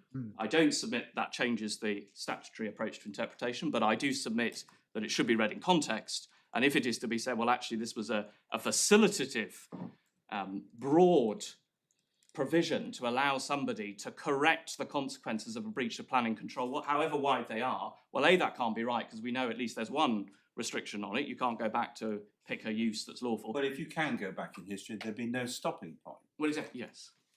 So it's not limitless. You might be going back decades. Yeah. Well, that's easy to understand. So what do you say the purpose of section 57.4 is? A narrow purpose to allow one to revert to the previous use of the land to which the enforcement notice relates, if that use is lawful. So that would depend on what the local planning authority chooses to enforce against. Yes, but By tailoring the contents of the notice, the local planning authority would be able to prevent a reversion to previous use. 2 points to that, my lord. One, no, not entirely, because it is subject to a duty on the inspector to correctly identify on appeal whether the enforcement notice is properly framed. So if the authority had drawn it too wide, then the inspector can correct that. It is in fact under an implicit obligation to check the enforcement notice is properly framed, and that can lead to the notice being corrected, or if it can't be corrected without prejudice, quashed. So my submission, I don't accept the totality of that point, but it could go narrower without consequence. So if it says the area is 100 square metres and we're going to enforce against 50 square metres, provided that was the breach of planning control, then it didn't matter that it's not coterminous with the planning unit. Because planning unit obviously isn't a term in the statute. It's a judge-made principle to assist in the application of what's material or not, when we mean it in the geographical, spatial sense, as distinct from its meaning in the temporal, historical sense. So in my submission, the answer to that question is yes, they can, but only to some limits, because that is subject to the control of the regulations, which require the inspector to assess the notice has been properly framed. So they couldn't abuse that power because it's subject to an appeal that has, then the inspector has corrective powers. Right. So, my lord, in my submission, that deals with, insofar as it's being put, that there is a purposive licence that should bear on the application. Just the straightforward application of the words in my submission reveals the correct approach, and the judge was right. The reasons he gave. I'm sorry to be slow. I've understood your geographical point. Yes, my lord. You've accepted that purpose includes purposes. I'm still struggling to understand how you draw back the analysis to a single purpose. Well, is that because the enforcement notice in this case, only in relation to the geographical area, stated a single purpose? Why is it impossible to fall back under 57.4 to two purposes in two areas which together make up the single unit? Because in my submission, one, where it uses the word purpose singular, it means that in the technical planning sense. But I accept what is that? That a mixed use, even though in normal senses there are two primary uses, is in planning terms a single purpose. That's correct. And if you, within a single planning unit, start to get I won't use the word intensification. Come on to that. But if you start to get an increase in the scale of a particular activity confined to a particular part of the site, yes, you can end up with more than one planning unit. Yes, absolutely. But I mean, that's all Birdle. Yes, and that's not part of my submission. I'm trying to see how that illuminates the interpretation of 57.4. Because in my submission, that Parliament has chosen the word purpose singular to mean, in the technical planning sense, purpose, which albeit in the broader interpretation It can only be a single purpose. in planning terms. Under this provision. Yes, Across the whole of the geographical area Yes. of the enforcement. exactly. Even though Don't accept that purpose means purposes unless it happens to be a composite use. that would be a preferable way of putting Mixed yes, use. yes. If you don't have a mixed use, you by definition in planning law there'd only be a single use within the I see. Yes, So but I do have to accept the point that's put to me, which is that if a non-planning specialist were looking at the text and you had a mixed use that was A and B, those are two purposes plural. So what happens if you have an enforcement notice, which I see you won't get this? An enforcement notice can't relate to more than one planning unit.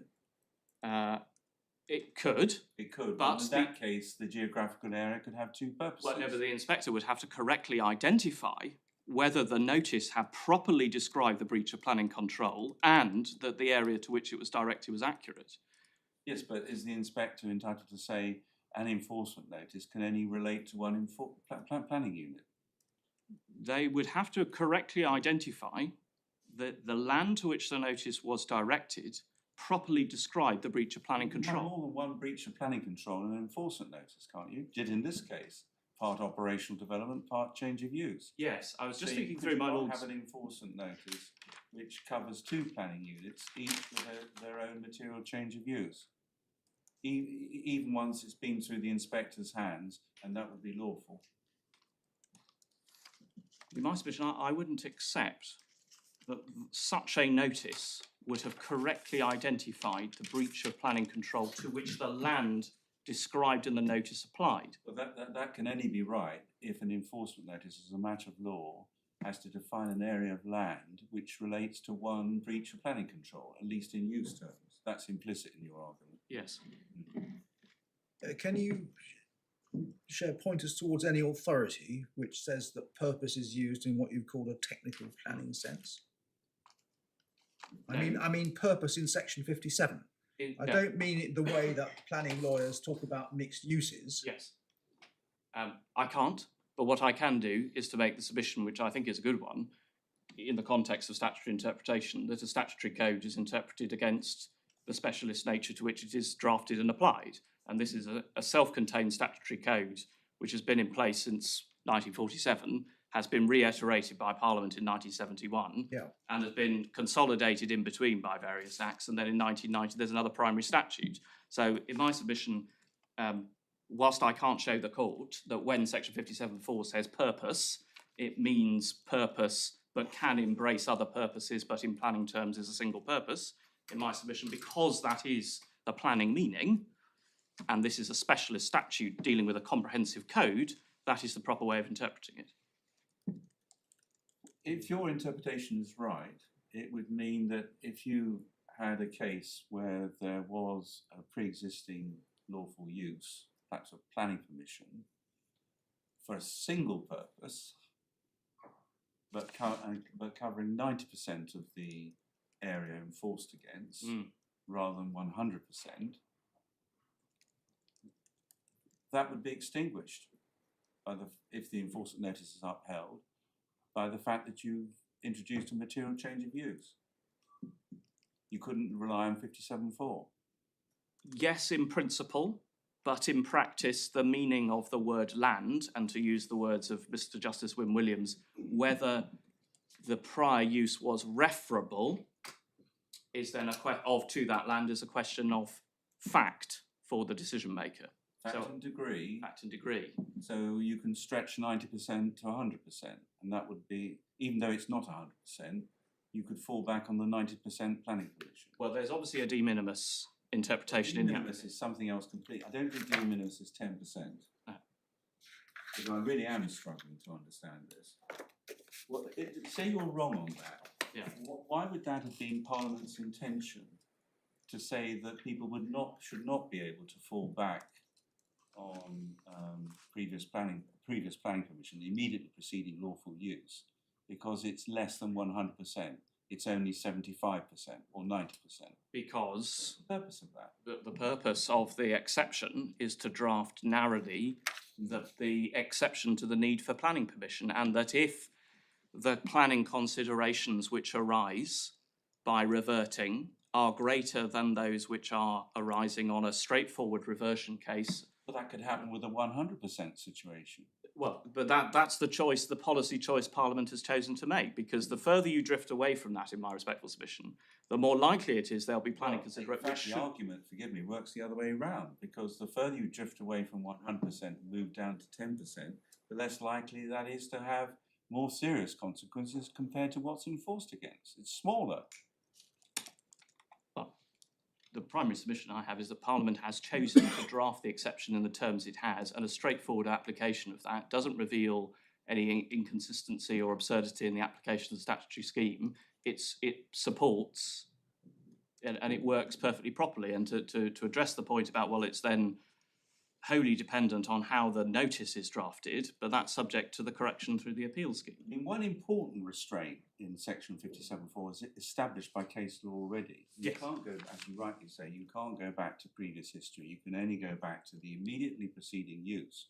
And bearing in mind the time limit for taking enforcement action, that's not going to be decades ago. It will be less than 10 years. And potentially fewer. Yeah. That might be thought to be a very important constraint on the exception from the need to obtain fresh planning permission. Indeed, and one that doesn't appear so readily, in my respectful submission, from the interpretation I'm urging on the court. There's certainly nothing in. Well, that comes from the last words of the subsection. Yes, but it's certainly not an express provision, and it was controversial through the courts, both in Fair State and in Young. So, in my submission, what I'm putting is a more straightforward application than the statute, than the one that ultimately found favour with the House of Lords. Thank you. Do I need to address the court on the Mancy principle? It seems that the court understands and accepts that Mancy was a case about a single planning unit of which there was an ancillary prior use, and that what the notice had done, because that ancillary use had grown to be a primary use, in seeking to attack that breach of planning control. Mancy's not telling you whether you're losing previous use rights. Exactly.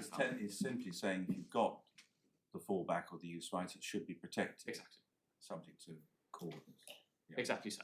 Yeah. So it's not factually on all fours, and in any event, it doesn't advance the point further, in my respectful submission.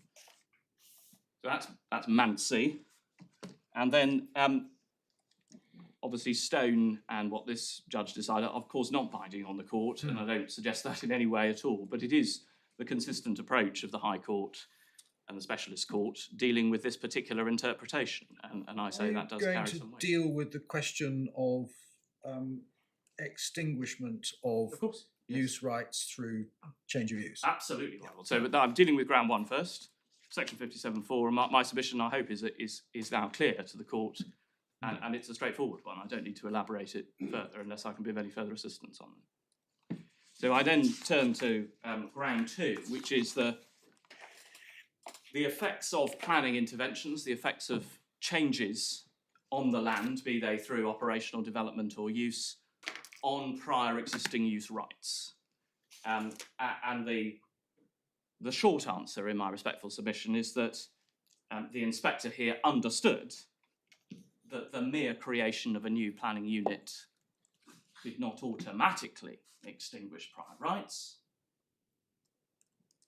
She made an evaluative finding that the creation of the new larger planning unit had the consequence of changing the character of the use of the land such that the accrued use which attached to the former unit was extinguished. Now, I'd just like to explore that for a moment. Yeah. What caused the loss of the existing use rights was the development which was the subject of the enforcement notice. Yes. But section 57.4 says that you must look at lawful rights on the assumption that that development had not taken place. Yes. So, having decided that the development changed the character of the land, Yes. wasn't the inspector then required to ignore that in her evaluation of the lawful rights because the statute told her to? Yes, they are different questions. One is the existing situation, and then it only follows that if you're against the appellant on that, one then looks at the reversion situation.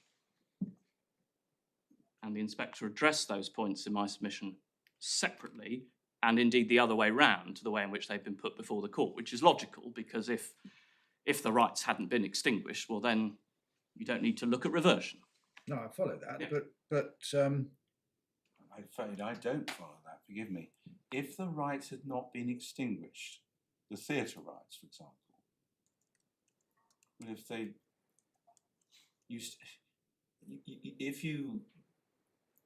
there's been a change of use here, I see. You're saying there's been a change of use to theatre across A, B and C. Yes. And so if the theatre rights within A and B have not been extinguished, there wouldn't be a material change of use in going back. Yes, or potentially not, yes. Because you only need 57.4 if you need, otherwise you'd need planning permission. Exactly. Because there'd be a material change of use. Sorry to be 57.1, Okay, yes. I understand. Sorry.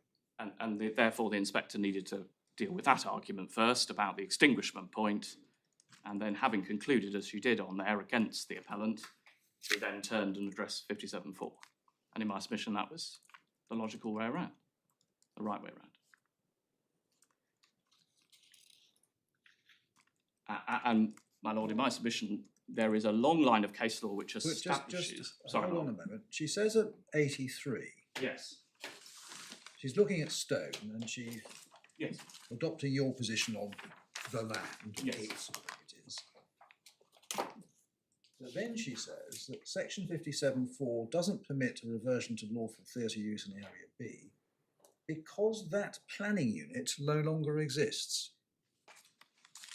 I'm not sure which planning unit she's talking about, but because B was never a planning unit on its own, as far as I understand it. It was either in conjunction with A or in conjunction with A and C, or possibly in conjunction with B, yes. with C rather.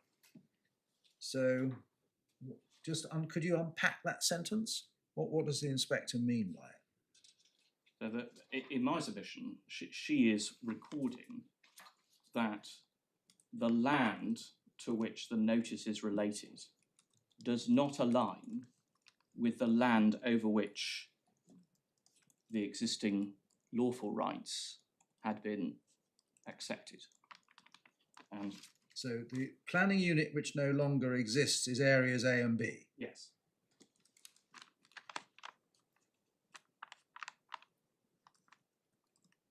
and reading that sentence, reading that paragraph as a whole, she's directing herself to the scope of section 57.4, as my lord says, and I respectfully adopt.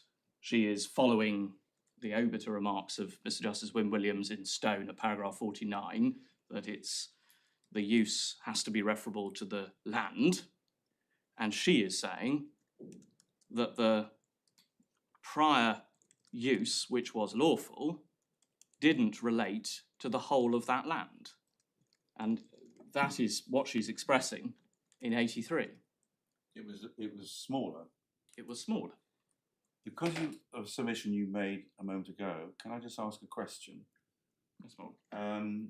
Say you've got an enforcement notice, and it relates, you see what area of land it relates to, and you're asking yourself the question, how does 57.4 apply? You say you could rely upon an immediately preceding lawful use right if it's coextensive with the enforcement notice. Yes. What if that lawful use right covered the whole of the enforcement notice area, but also included some land outside, which hadn't been the subject of enforcement? Would that matter? No.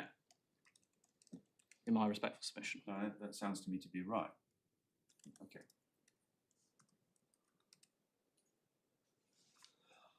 Thank you. And 83, paragraph 83, follows what is a sequence of paragraphs which address, in my submission, the correct legal questions. So she asks herself, has there been a new planning unit? And she concludes that there has been at paragraph 81. But as you've accepted, that by itself is not enough. Absolutely correct. So she looks at character issues. Yes. When she looks at the character issues, what legal question is she answering? Well, in my submission, she is implicitly answering the question whether the current use is inconsistent with the preservation of the prior use. Not asking herself whether it's a material change of use. Well, she is asking herself that question as well, but in answering that question, the material change of use question, she is implicitly answering the inconsistency question. Why? And well, why I say that, and so I can just take a step back and say that the term inconsistency does not mean, and it's not deployed in the case law, to mean physical inconsistency alone, because that can't be right, because of course Petticoat Lane was a case in which the pre-existing candidate use was a market use across an open site. The new situation was a building over the top of that prior open site, and I so thought there was a condition in Petticoat Lane. Prosser, my lord. Oh, possibly. And, oh, sorry, no, my lord is quite right, it's my mistake. There was, which restricted it to Sundays only, and that the argument was that the prior use was all 7 days a week. Yeah. And the point I'm just addressing, was that it wasn't physically inconsistent to do but that. if and you indeed take up a planning permission with a condition, Yeah, you can't then rely on something which is inconsistent with the condition. absolutely. Although 2 points flow from that, my lord. The first is that in Petticoat Lane, the court, divisional court, came to the conclusion that the planning condition wasn't the determinative issue, either in that case or in Prosser, the prior case. So that's not what was the core of the reasoning. And I should just show you that. It's page 35 of the authority bundle. Sorry, it starts at 34 over the page. Have subsequent cases disagreed with that? Well, not in my submission, because South Staffordshire, which my lord will be familiar, obviously, and perhaps can explain the complicated facts in that case, but there is a critical distinction with that case, which is that the inspector in that case found that the prior existing use and the new use were not materially different, and there wasn't a material change in character. So that is the evaluative judgment that is very different between our inspector and the inspector in South Staffordshire. But perhaps I can just respond to my Lord Justice Lewison's point. So bottom of 34 over the page at 35, the divisional court twice has said that the planning condition was not the determinative issue. Sorry, where's that? So bottom of 35, my lord, 35. prohibited by a condition of the planning permission, just by J. For my part, I do not think that is a relevant factor at all. Well, I must be looking at the wrong thing. Oh, sorry, my lord. So page 34 of the authority bundle, 34. right at the bottom by J. Oh yes, Prosser. Yes. Points made by the counsel in that case, as my lord has put to me, and that's then said not to be the issue. Right.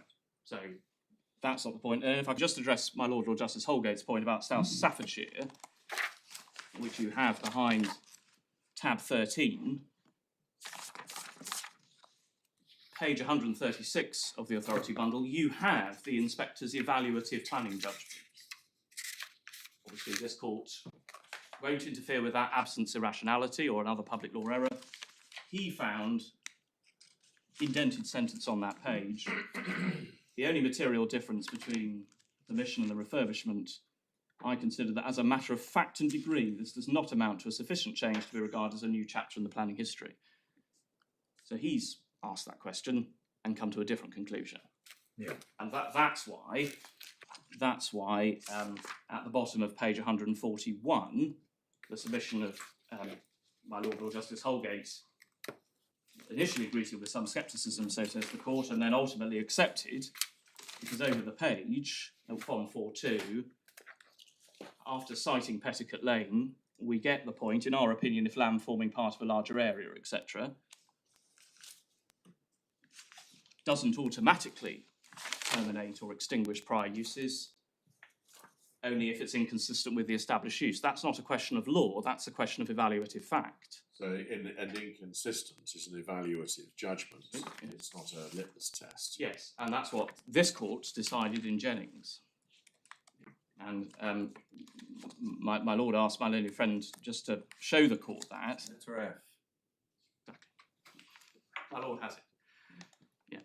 And of course that, whilst there were 3 judgments in Jennings, Lord Justice Oliver agreed. So that is the, insofar as there is a difference between what Lord Denning's saying about radical change and what Lord Justice Sometimes it will be a question of law, though, won't it? Because if you have a condition which says you take up this planning permission, you lose these rights, that's not a question of fact and degree. That's hard law. that is a question of hard law. Yes, that is. Can I ask you a question? I've been thinking, as I'm listening to the argument, thinking about the way the different factors shape up. Let's go back to Pilkington and Prosser. These are planning permission cases. They're not breach of development control cases. No. So if you've got existing use rights on the site and then you go off and get a planning permission and you implement it, you need some principle of law to determine whether the effect of implementing that planning permission causes existing use rights to disappear. I mean, a site can have a number of planning permissions. Still side point. And you can switch between them, subject to the inconsistency impossibility, physical impossibility test. Yes. So, in a sense, what we see in Pilkington and Prosser is similar territory. The court introduced a necessary legal principle not contained in the legislation to decide whether existing use rights cease to be relied upon, and the condition cases are an obvious example of that. I accept that entirely, Marl, and I would accept that one way of rationalising the theory in Prosser and Petticoat Lane is the theory about conditions and how they are then enforced. But, can I just put this caveat?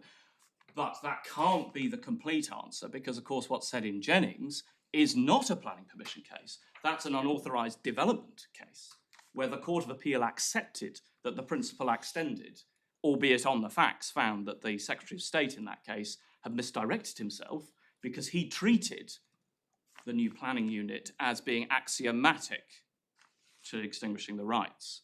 So I would accept, my lord, so far that one way of analysing those early cases would be to say, well, they're just seeking to find a way of saying, how do the conditions on an express permission interact with prior use rights? Or the permission. Or the permission itself, yes. Well, but that can't be the complete okay, answer. Let's move to the breach of planning control Yes. context. If you have a material change of use, Yes. and the enforcement notice is upheld, do you really need to talk about extinguishment of prior use rights? Because the question only arises if someone would want to go back to them. Yes. But if you have materially changed the use of the land, you can't go back to the prior use rights if that further change would represent a material change of use. You need planning permission. Yes, absolutely. You would.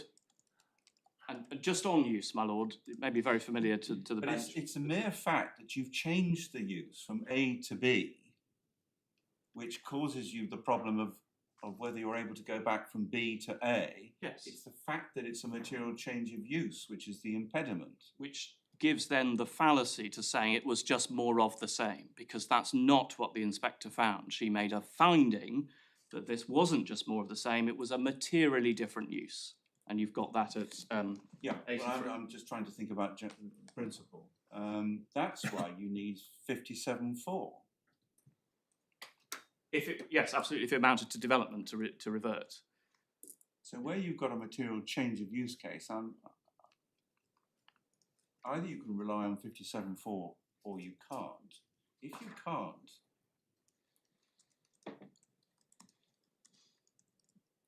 and to go back to an earlier use would require planning permission, you're stuck, aren't you?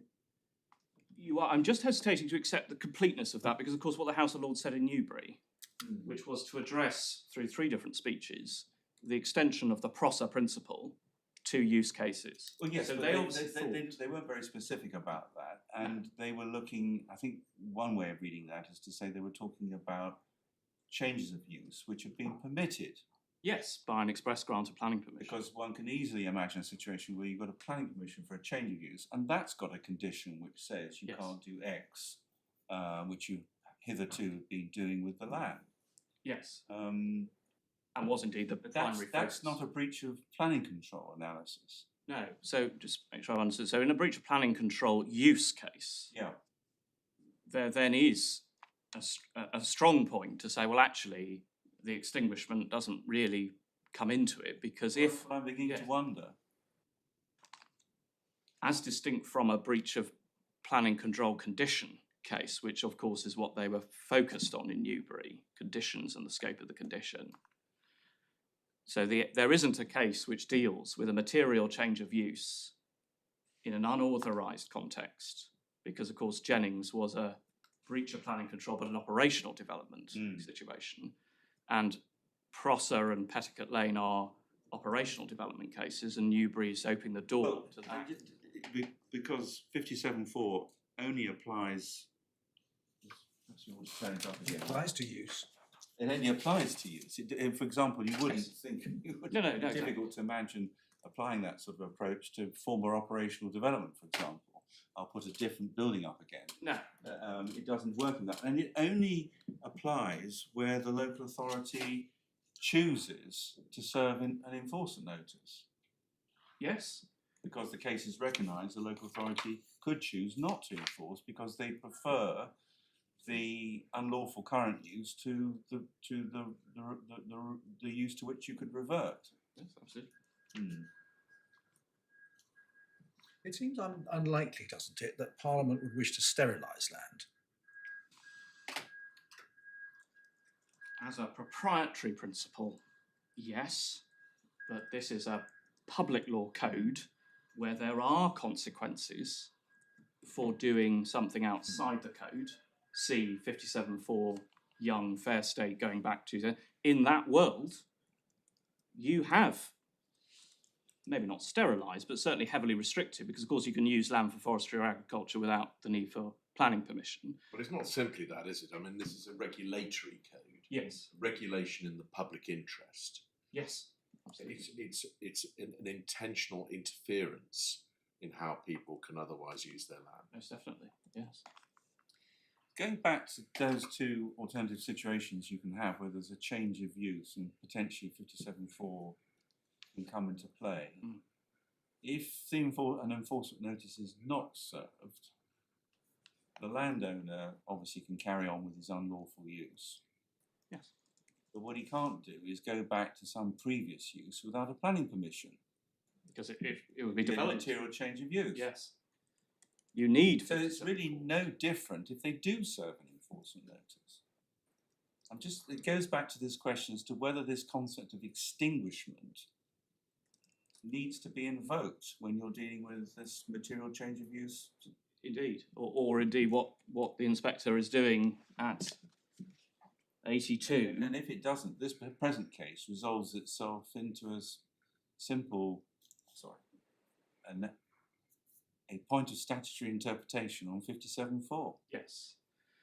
Yes. Because in my submission, the inspector's finding at 82. How wide or narrow is it? Yes, exactly. Well, the inspector has to get there, doesn't she? Yes. And as you point out, she asks the questions in a particular sequence. Yes. So if she was wrong about the appropriate test to determine whether or not there had been a new chapter in the planning history, however we want, or new planning unit, whatever you want to call it, Yeah. then she simply wouldn't have got as far as section 57. No, although, just reflecting on my Lord Justice Holgate's point, if she had found nevertheless a material change of use, then in that situation she would need to look at 57.4, because by definition going back to what was there before was materially different and needed planning permission. But in my submission, she did ask all the correct questions in the right sequence, and she didn't make, if I can put it this way, the Jennings error, which was to assume that simply because there was a new planning unit in the geographic spatial sense, the Birdle sense, that there was then the consequences for losing rights, because she makes quite plain at para 82 that she says she's had regard to Stone and other authorities coming to that conclusion, and existing lawful use was found to be capable of being extinguished by the existence of a new planning unit. And then she goes on to ask herself questions about the character of the use. And one would beg the question why she was doing that if she thought, well, that was completely unnecessary, given I found there's a new spatial planning unit, which was common ground anyway. So it would beg the question why there's paragraphs. But what she says in 82, where this is all getting her in 82, is she says, she talks about traffic movements, noise and so on. These indicate that the character of the use has changed and that this has planning consequences such that the change has been material. So she's not talking about inconsistency or anything like that. All she's saying is that these changes have amounted to a material change of use. In my submission, she's doing more than that because of the language in which the Court of Appeal puts it in Jennings. It says, whether the alteration is of such a character as to produce this result is a question of fact and degree. So one would beg the question, what else did she need to do? What other questions should she ask beyond asking what the land use consequences were? Yeah, well, I'm finding this difficult because if it is doing those two things, they are either the same concepts or different. If they're the same concepts, as soon as you get a material change of use, you will satisfy the inconsistency test. Yes. So you will always lose pre-existing use rights merely through the material change of use.